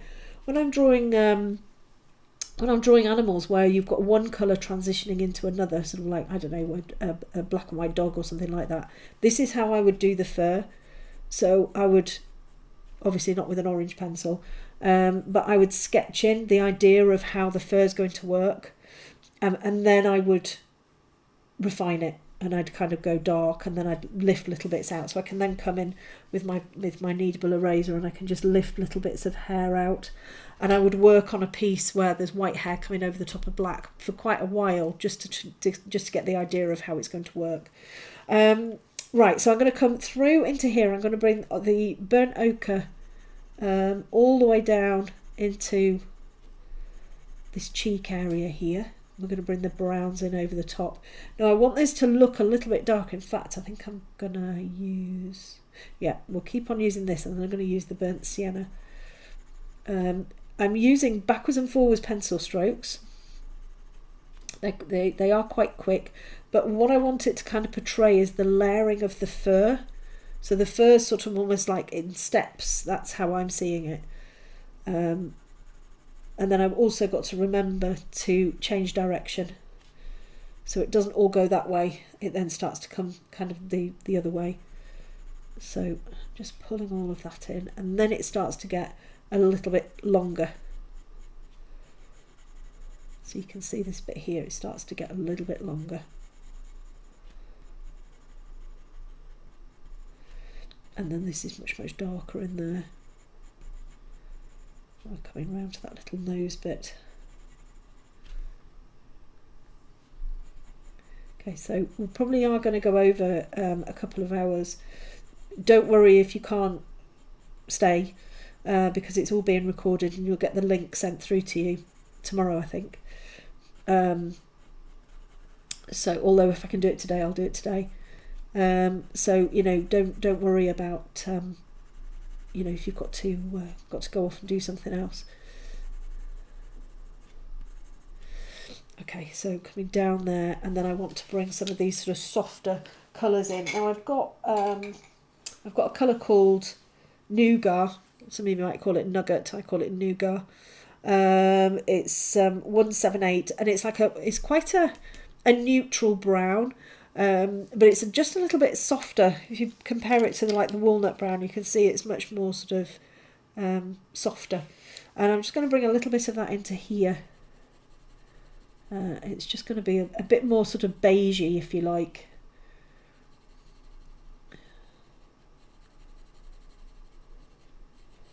Again, just following the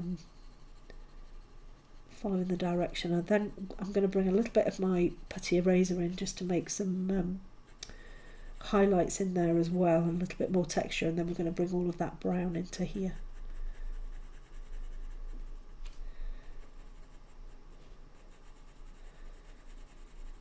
coming down there. Again, you want that sort of nice texture coming through.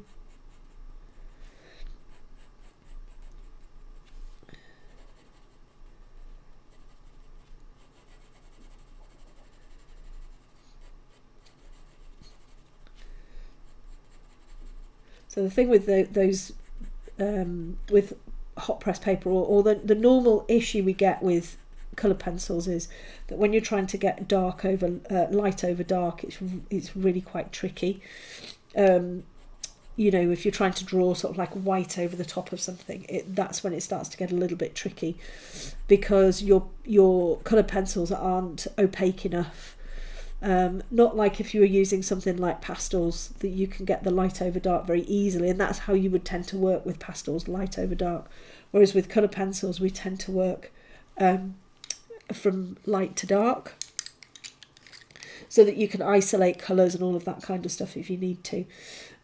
Swapping back to the walnut brown, and we're just going to bring a little bit more underneath the eye here, and then we're going to just start to darken this cheek area here as well. Again, I don't want to just draw a block of brown. I want to allow the colour underneath it to sort of come through as well, which means that I can use this sort of sketchy technique that leaves little lines or leaves little gaps, and then we can see the colour coming through underneath.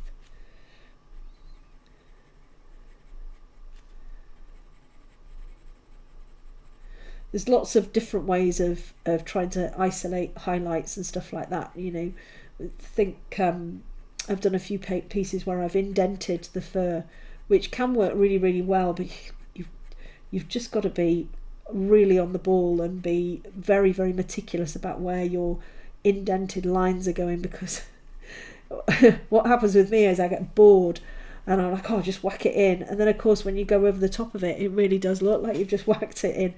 So it's worth just spending that little bit of extra time really, really plotting the indented lines properly. Right, okay, so I'm going to bring a little bit of the burnt sienna in. So the burnt sienna is 283.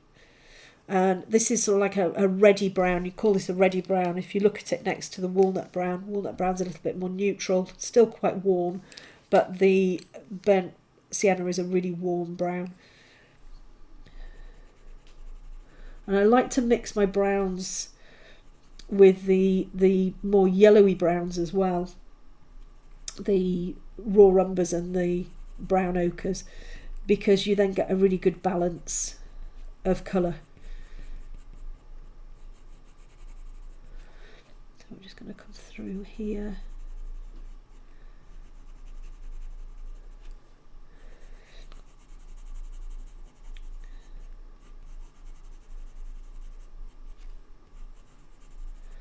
Just get this bit here nice and saturated with colour.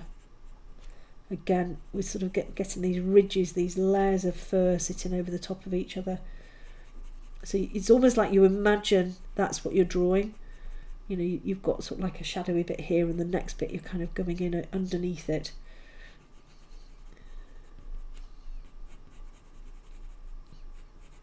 I think the other thing as well is when you draw a little bit more speedier, you tend to take a little bit more notice really as to where everything is going, because it's quite fast. You're like, right, where's that going, where's that going, where's that going? And you don't have time to get really close up with your nose on the paper and get engrossed in a small area, sit back 2 hours later and go, oh, that's not right. You know, which is something that I think we all do. You know, you can really, really get engrossed with something and it looks great 4 inches away from your face. But when you sit back, the context of everything around it just doesn't work. And that, again, is quite a nice reason for doing something like this. It's that little bit more speedy. Right, I'm going to come back in with that burnt ochre. And we're just going to bring in a little bit more down there.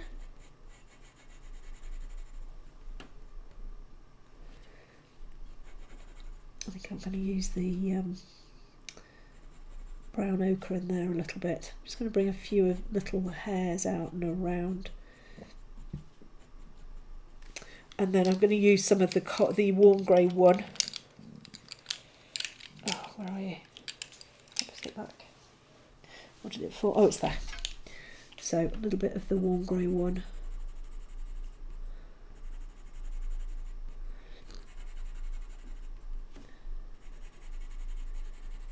Just coming through there. I've got my once I finish this commission that I'm doing, which will be finished I think in the next couple of days, I've got my my next big tutorial all drawn out. Oh gosh, honestly, it's going to be amazing. It's going to be amazing.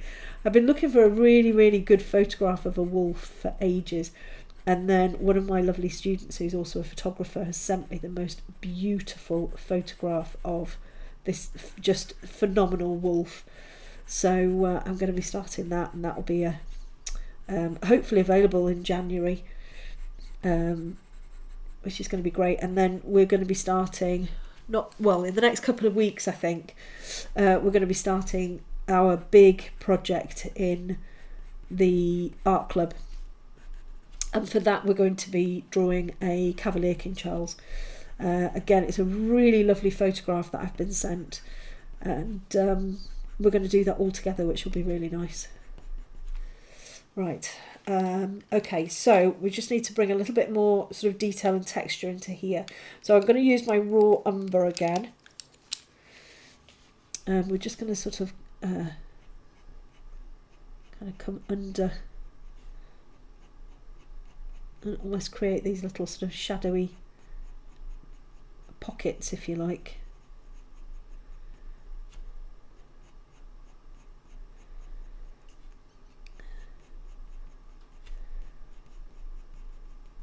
A little bit of pinkiness in here too, so I think I might bring a little bit of pinkiness in here.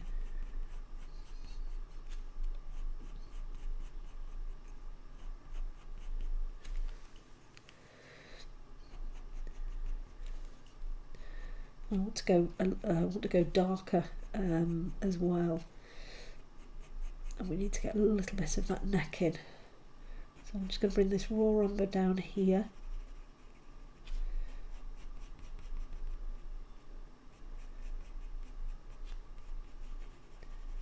Actually, I'm going to swap to the brown ochre, which is a little bit more yellowy.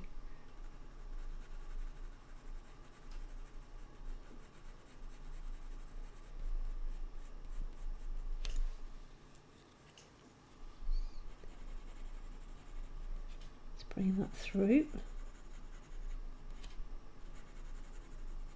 There's a bit of a shadow there as well, which we want to be able to capture, because that again is going to give us the structure of the face.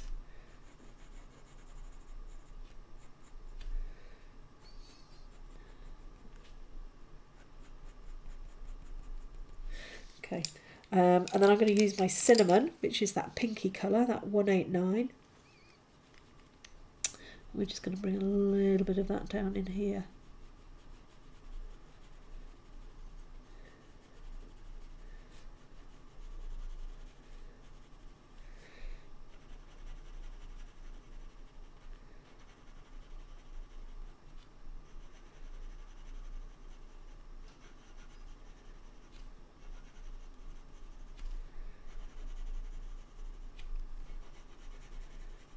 A little bit of that pink through into the orangey colours as well is going to work quite nicely.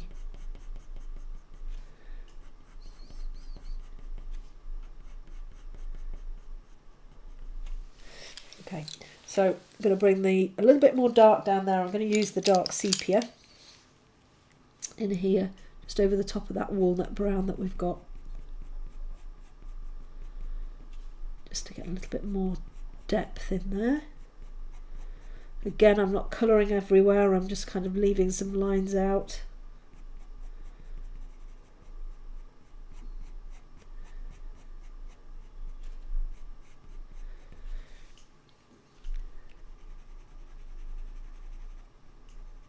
A bit darker in there. A bit darker in there.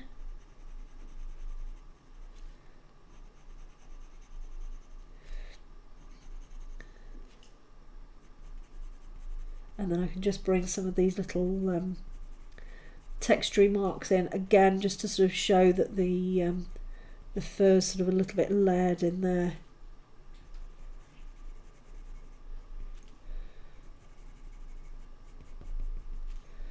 Just coming through.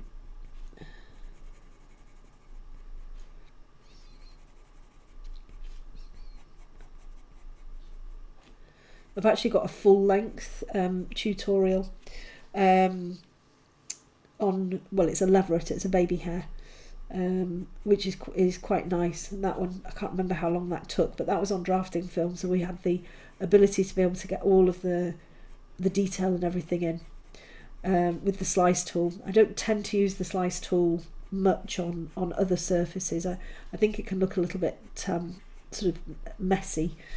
And sometimes it doesn't work particularly well with other papers. You can tear the surface, which is you don't want that. But it's really nice little tutorial actually. Again, it's a photograph from Sue Cross. She has some wonderful photos.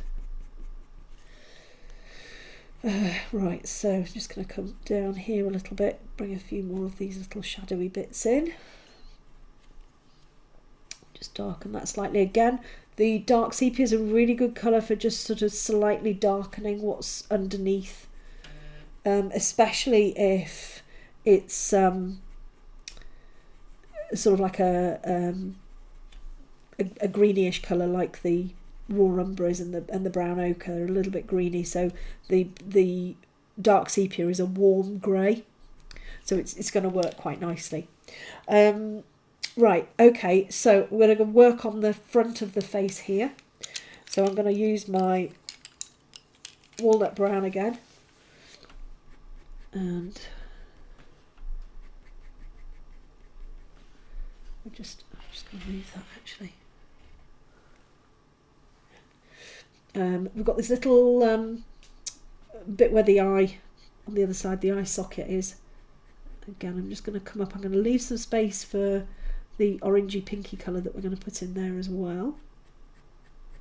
When you're doing these little whiskey fur off the edge of something, you kind of start in the subject, and then you just let your pencil just drift off on the edge, and that way you get sort of quite a nice tapered looking hair.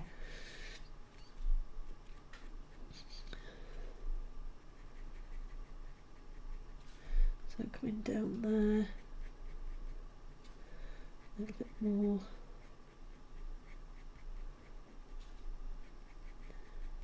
Now again, we've got to be careful that we don't end up changing the shape of his face. So my line drawing has got this sort of extra little bit here. Actually, there is there. We've got a little orangey bit in there, and then I've got these. Just got to make sure that the profile is correct and we don't give him like a big Roman nose or anything. Just take those little bits off the edge there, and then I'm just going to bring. Again, I think I'll probably darken these up a little bit. We need to go into here and darken this up, don't we? In fact, I'm going to use my dark sepia for that.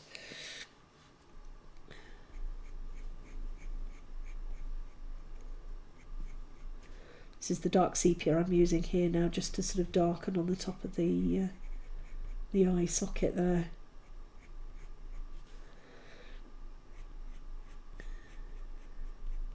I'm just going to sharpen that.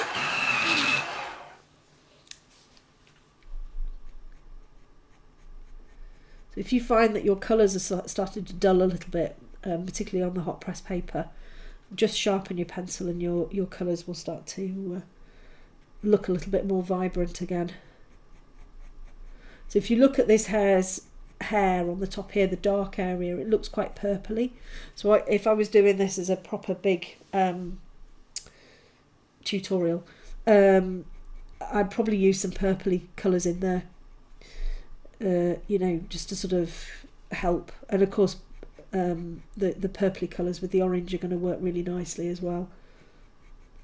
Okay, so I've switched to my dark sepia because I think it's actually giving me a better denser colour. But what I can do is I can put a little bit of the Caput Mortuum Violet in with it as well. Let's just bring a little bit of cinnamon in down here. So cinnamon's that pinky colour.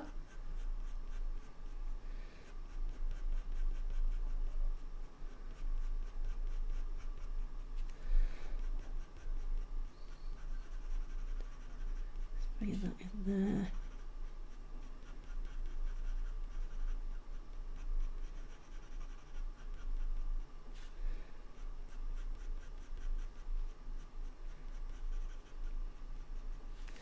And then we've got some of the burnt ochre in here. Let's just put a little bit in here. In fact, I'm going to sharpen that as well.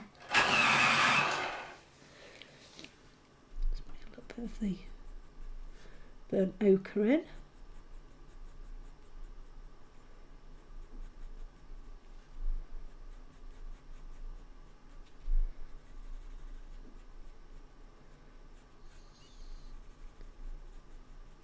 Get that kind of fuzzy down there.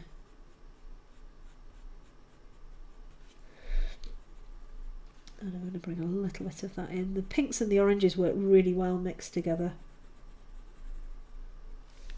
Okay, and I'm going to go back to my dark sepia.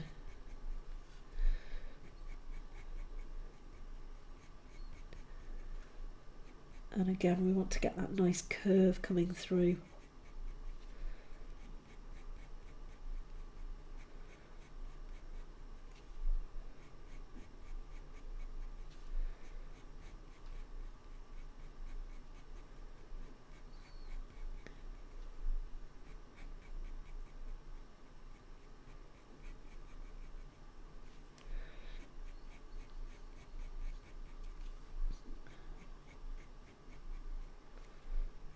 Bring a little bit more into there. So you can see it's sort of quite mottled is the fur, and you get all of the different kind of colours showing through.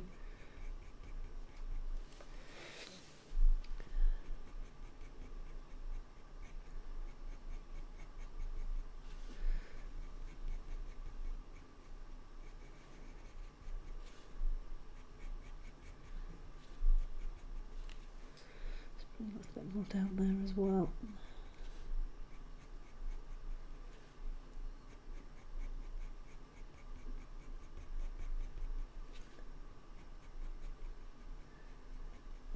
Okay. And then I'm going to use a little bit of the Caput Mortuum Violet.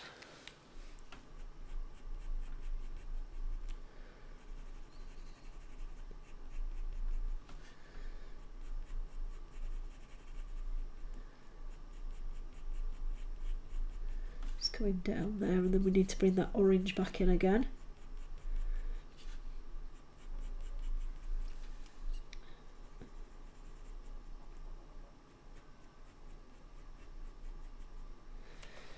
Okay, so I'm going to bring the burnt ochre back in, and we're just going to finish off this little bit down here. Again, there's a little bit of a lighter patch in there, and then we're going to go up.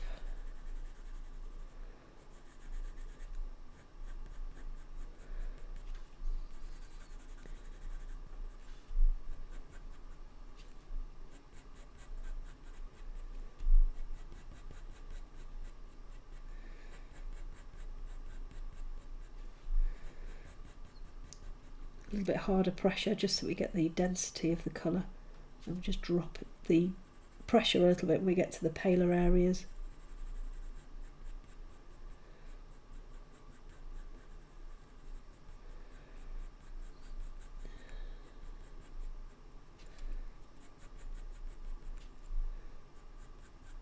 Again, just watching the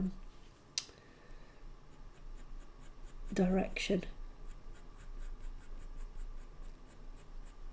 You can see when it comes to this bit here, it almost curls back on itself and it hits the nose.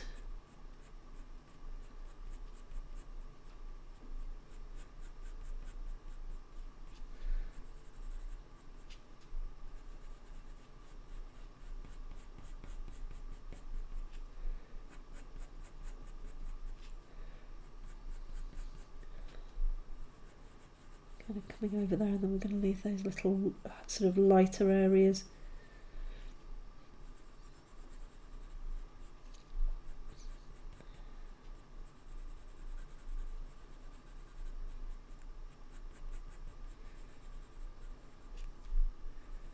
So we get a nice idea of the texture there. And then again, I'm just going to use my cinnamon again, that pinky colour. Just want to come around the edge of the nose there, almost like it's curling back round on itself, so bringing like a little bit of a curve on there.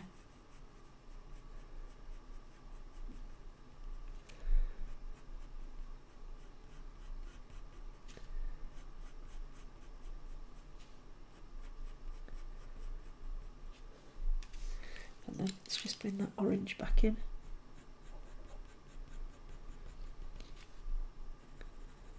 This is the burnt ochre that I'm using. And down the front of the nose there. And then I'm going to use the dark sepia again, just to bring these hairs in.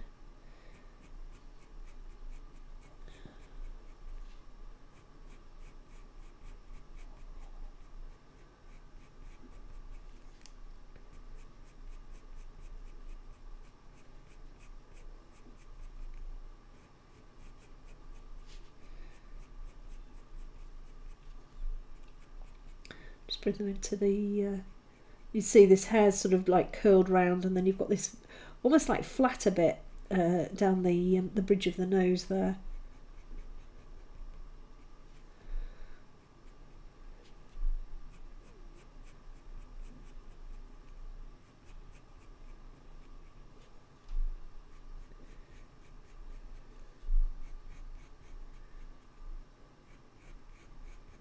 A little bit more into there, and then I'm just going to bring just a little bit more colour into this area here. So again, we've got that burnt ochre. We're leaving out that little sort of pale bit. Come in there with a bit of grey, I think.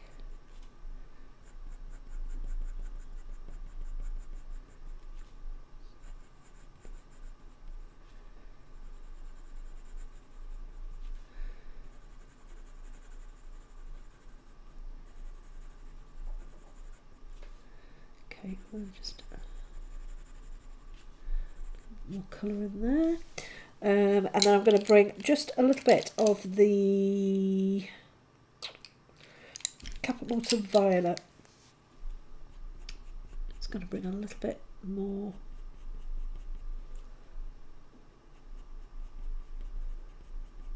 layering in this sort of area here.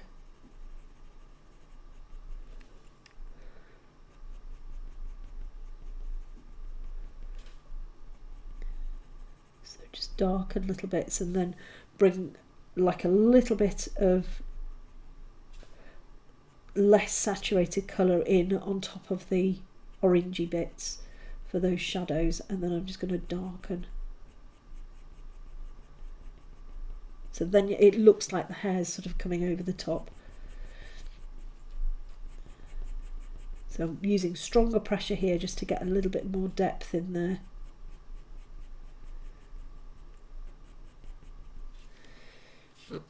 Which is fine. A bit more of that in there. I'm going to use stronger pressure now to get the density of the colour that I want.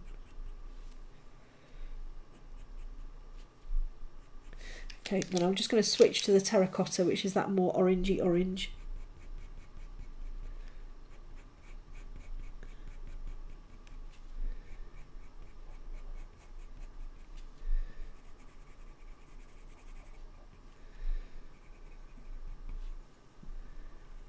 A little bit more.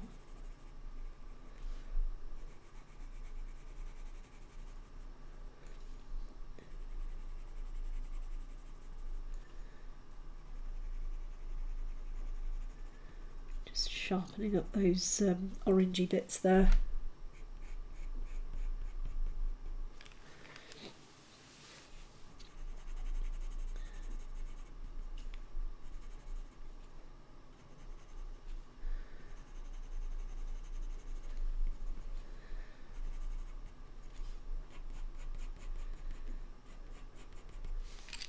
Oops.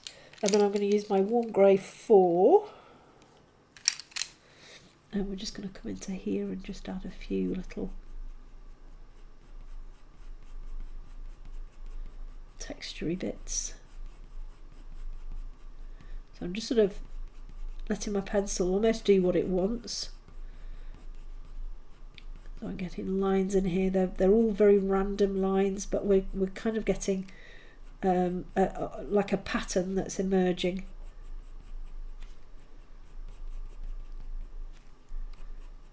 Okay, and then I can come in again with my raw umber.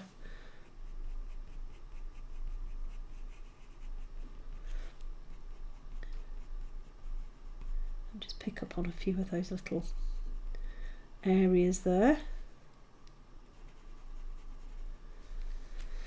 I'm going to use my warm grey 4 coming through onto the fur here.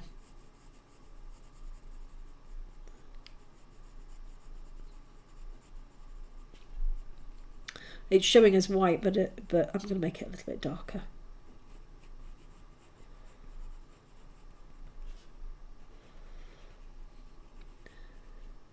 You can see I'm kind of bringing these little, every now and again, bringing sort of like a slightly darker hair through, which is a little bit random but quite soft, and it just gives it just a little bit more sort of dimension, really. Right, okay. So let's, what time are we on? Okay. Let's just work on the nose quickly. Let's get the nose finished and then we can just go and pick some areas up. So we're going to start with the dark sepia and we're just going to outline the nose area here. I'll probably be talking to myself. Probably all have left me. I don't want to sort of, you know, drop off and say, right, that's it. We're not going to finish the nose. The nose isn't going to take that long. And we're just going to colour it in black.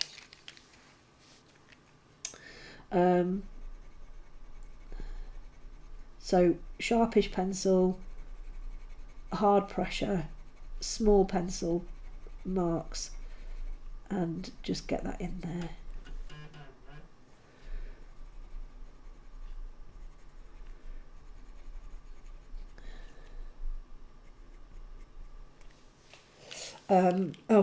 Vicky says everyone's excited for the nose.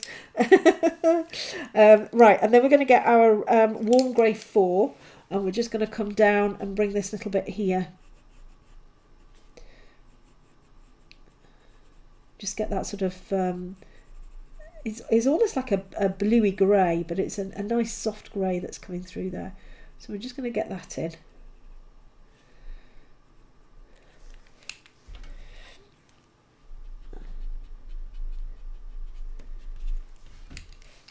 And then I'm going to get some of that, I think we'll use the warm grey 2. And we'll just sort of put the little bit of the other side of the mouth in there.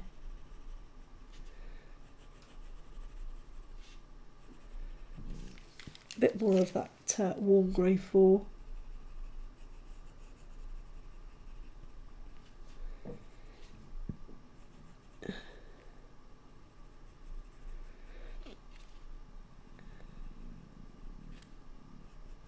Okay, and then we're going to start with, we'll start with this bit here. So we're going to use a mixture of brown ochre and burnt ochre.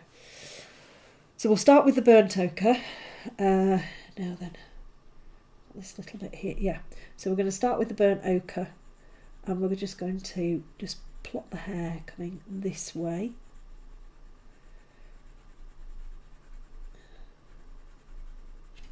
Going around. Again, really watching these are little short hairs, so they're going to be sort of quite spiky. And some of them are sort of pointing at you. So that is going to be more of a texture rather than a hair. So you've got some hairs that are going this way, that way, and then the ones that are pointing at you just sort of do little wriggly marks all in the same place, just to show it's like a bit of texture.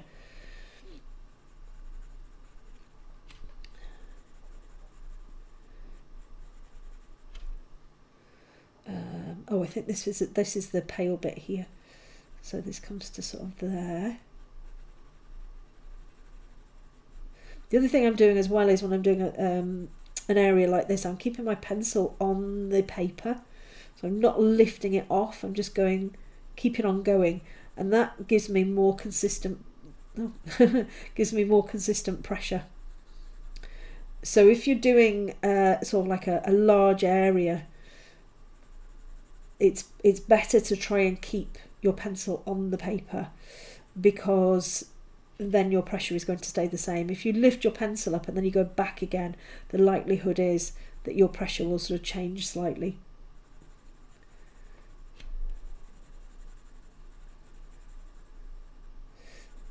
We can plot those. So that was quite nice and fluffy, doesn't it? So I'm going to come in with the brown ochre, and we're just going to just sort of pick out some areas.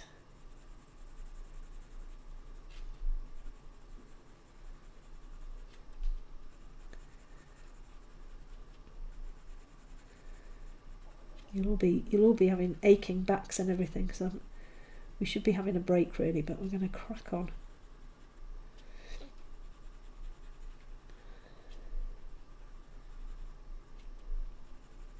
So you've got those two colours there. You've got that orangey colour, and then you've got this sort of greeny brown. And actually the brown ochre does have a little bit of an orangey tinge to it. We've got this little pale bit here as well, which we want to kind of keep.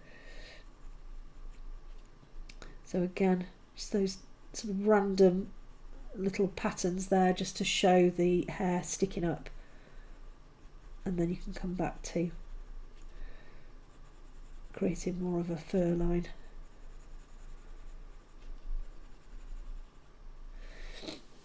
Okay, let's get those little dots in.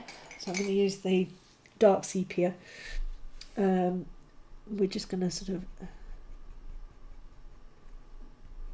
we'll bring the whiskers in at the end. We're only going to do black whiskers. You'll be pleased to hear.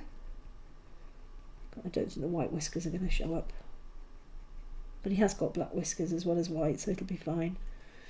So I'm just bringing these little sort of tiny fur strokes through.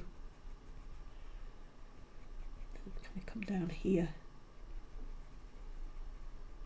Your whisker marks, if you can get them so that they've got a little bit of a shape to them rather than just a circle, they're going to work quite nicely that way. Let's just, and then I'm going to come back in with, I think, the raw umber, and we'll just sort of darken bits up.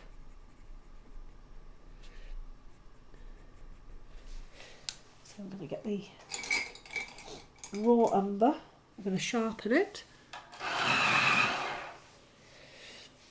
and we're just going to use a little bit heavier pressure.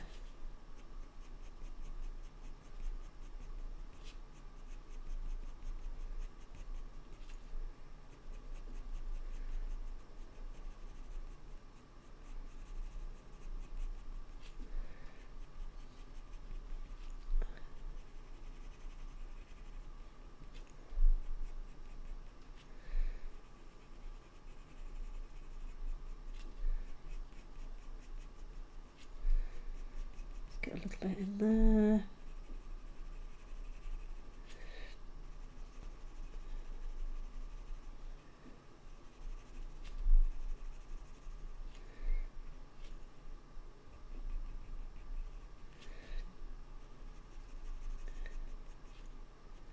Try and get some of those little shadowy bits in.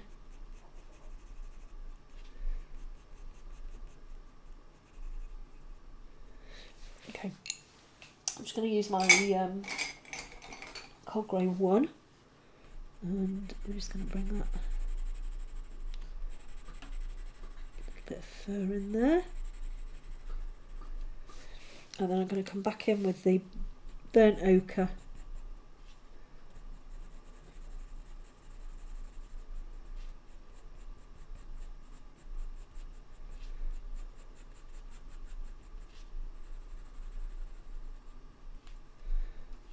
And just on the top of this little nose area here, just going to lift a little bit of a highlight out. That's it.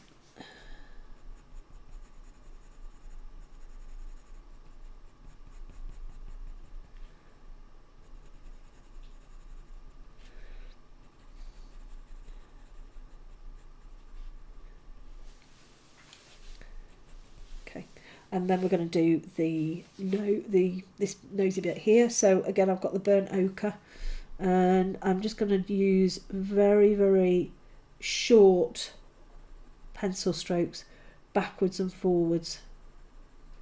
So we want it to look sort of velvety.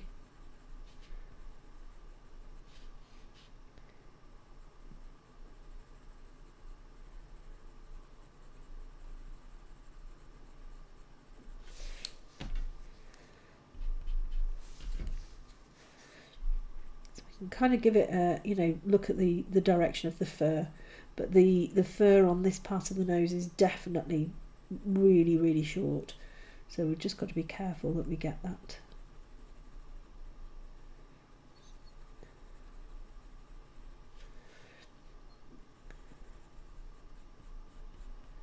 So just nice and gently.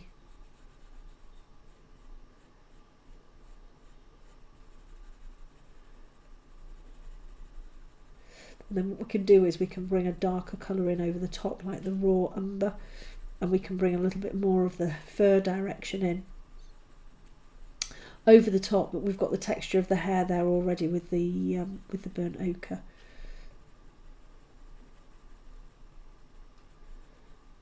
Okay, so I'm going to use the raw umber, and we're just going to darken along here.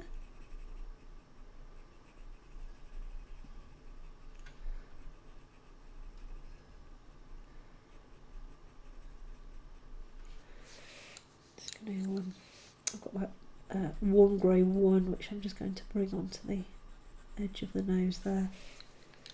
Back in with that raw umber.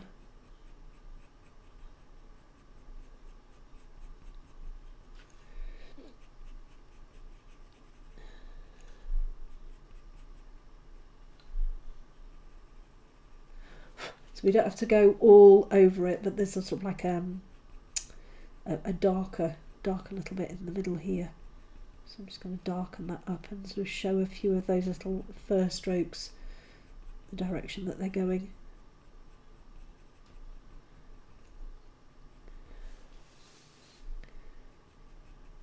And I'm going to use my dark sepia, just darken it down here.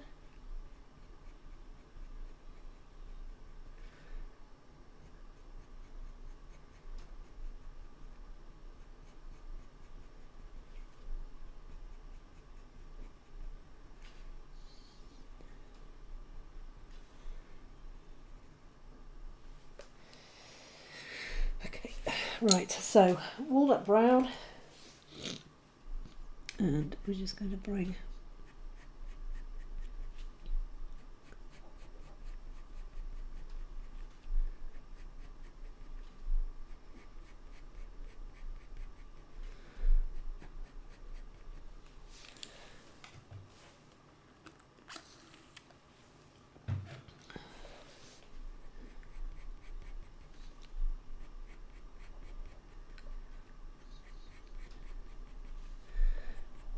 putting a little bit more of that density into there. Okay, and then I'm just going to come up here, I'm just going to darken.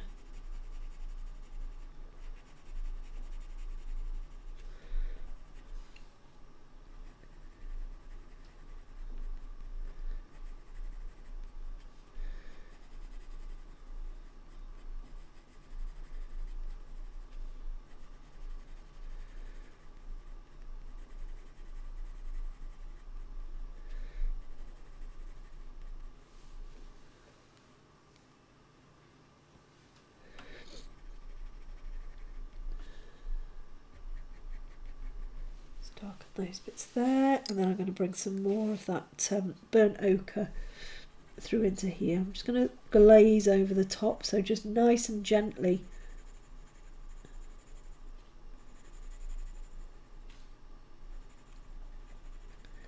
Bring in that little bit of extra colour, and then I'm going to use the walnut brown again down here at the bottom, just to bring a little idea of the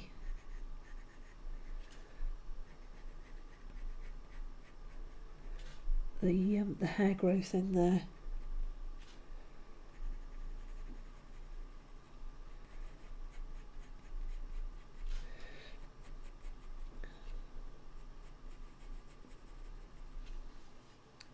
And then let's bring a little bit of the walnut brown down here where we just need to darken it slightly.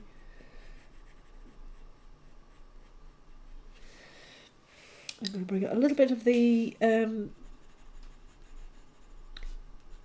burnt ochre in just to show a little bit of his neck. Again, I'm just going to do these sort of squiggly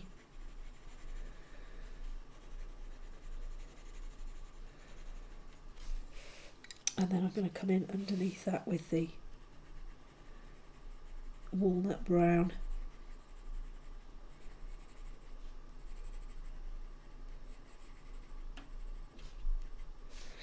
And I'm going to use the cinnamon just to give this a little bit of a pinky tinge.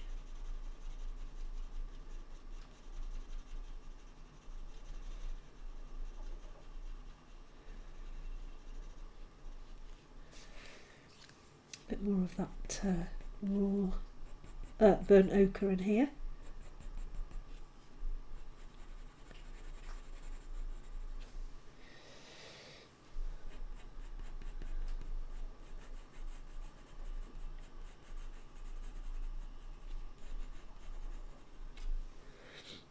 And right, let's just get the black now, and I'm just going to just gently darken some areas. We don't want it to be like a black. I'm just going to come into here and just darken on the eyelid here.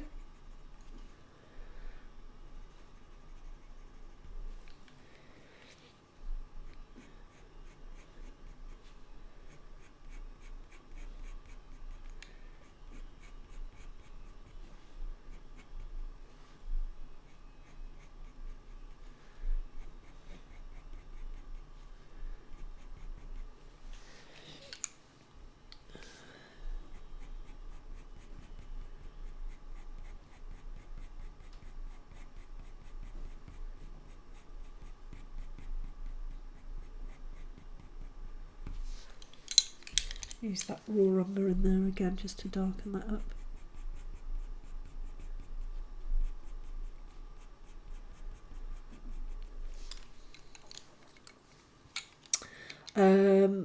Right, okay, so I think we can pop some whiskers in.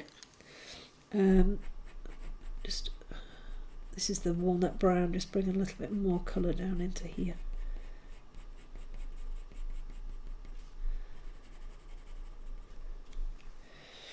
Okay, so we're going to use the black, for the whiskers. So I'm not going to use white for the whiskers, I'm just going to use black. So I'm going to make it nice and sharp. We'll start here. We'll just bring a little bit of a whisker out. Start up here.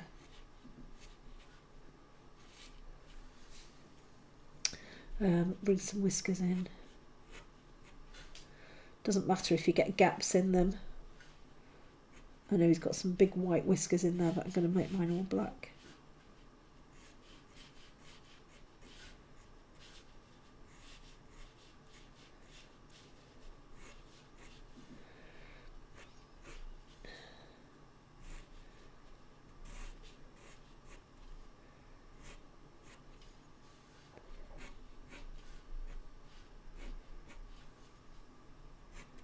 So you just sort of putting your pencil on and just letting it drift.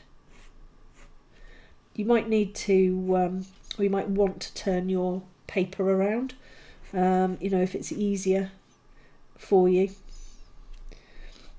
Sometimes it's easier just to sort of turn your paper around so you can get sort of like a pretty good whiskery bit in there. Good, cool. So I think that's him finished. Now again, just to sort of reiterate, this is a fast drawing.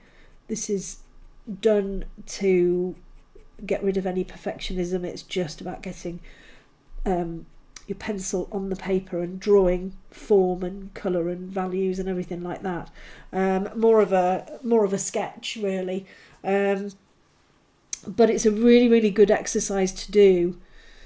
It loosens you up slightly, and actually bringing a little bit of looseness into your realism is really nice. It just gives it a nice sort of soft feeling, rather than being really, really rigid and having everything, all of the hairs perfect and all of that kind of stuff. Actually bringing a little bit of softness in works really well. So practicing something like this, I'm just going to use my raw umber again, practicing something like this where it's much more sketchy is going to really aid your realism, and it's also going to give you a better mindset so that you don't end up trying to make everything absolutely perfect.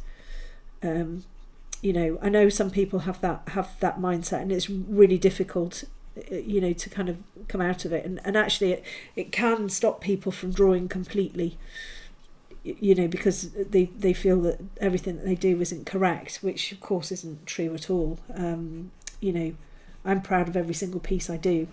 There's always something to be proud of. So I really hope you enjoyed that. I do apologise about my stuffed up nose. I'm going to be sending the replay link on to everybody anyway. It'll come through email. Thank you all so much for joining me. If you are thinking about joining me in the academy, it opens on Tuesday from 12 o'clock in the afternoon, so noon in the UK. It would be lovely to see more of you joining me. We've got some fantastic projects that we're going to be working on. It's been a very, very enjoyable afternoon. So a big thank you, huge thank you to the amazing Vicky for sort of monitoring everything and sending me through questions and everything like that, because I can't draw. Well, I can draw and speak, but I can't draw and read at the same time. So huge thank you to Vicky. I hope you've enjoyed what we've done here today. I'm sure I'm going to be seeing some absolutely amazing hairs coming through, and then in a few days' time we'll see the ones where you've taken 16 hours to draw it. And they all look incredible. Do share wherever you want to share on your social media and groups, all of that kind of stuff. Please do make sure that you credit Sue Cross for her fantastic photograph, and please do credit me as well for the live speedy draw. It's been an absolute pleasure again drawing with you. Thank you all ever so much for joining me, and I will see you all very soon.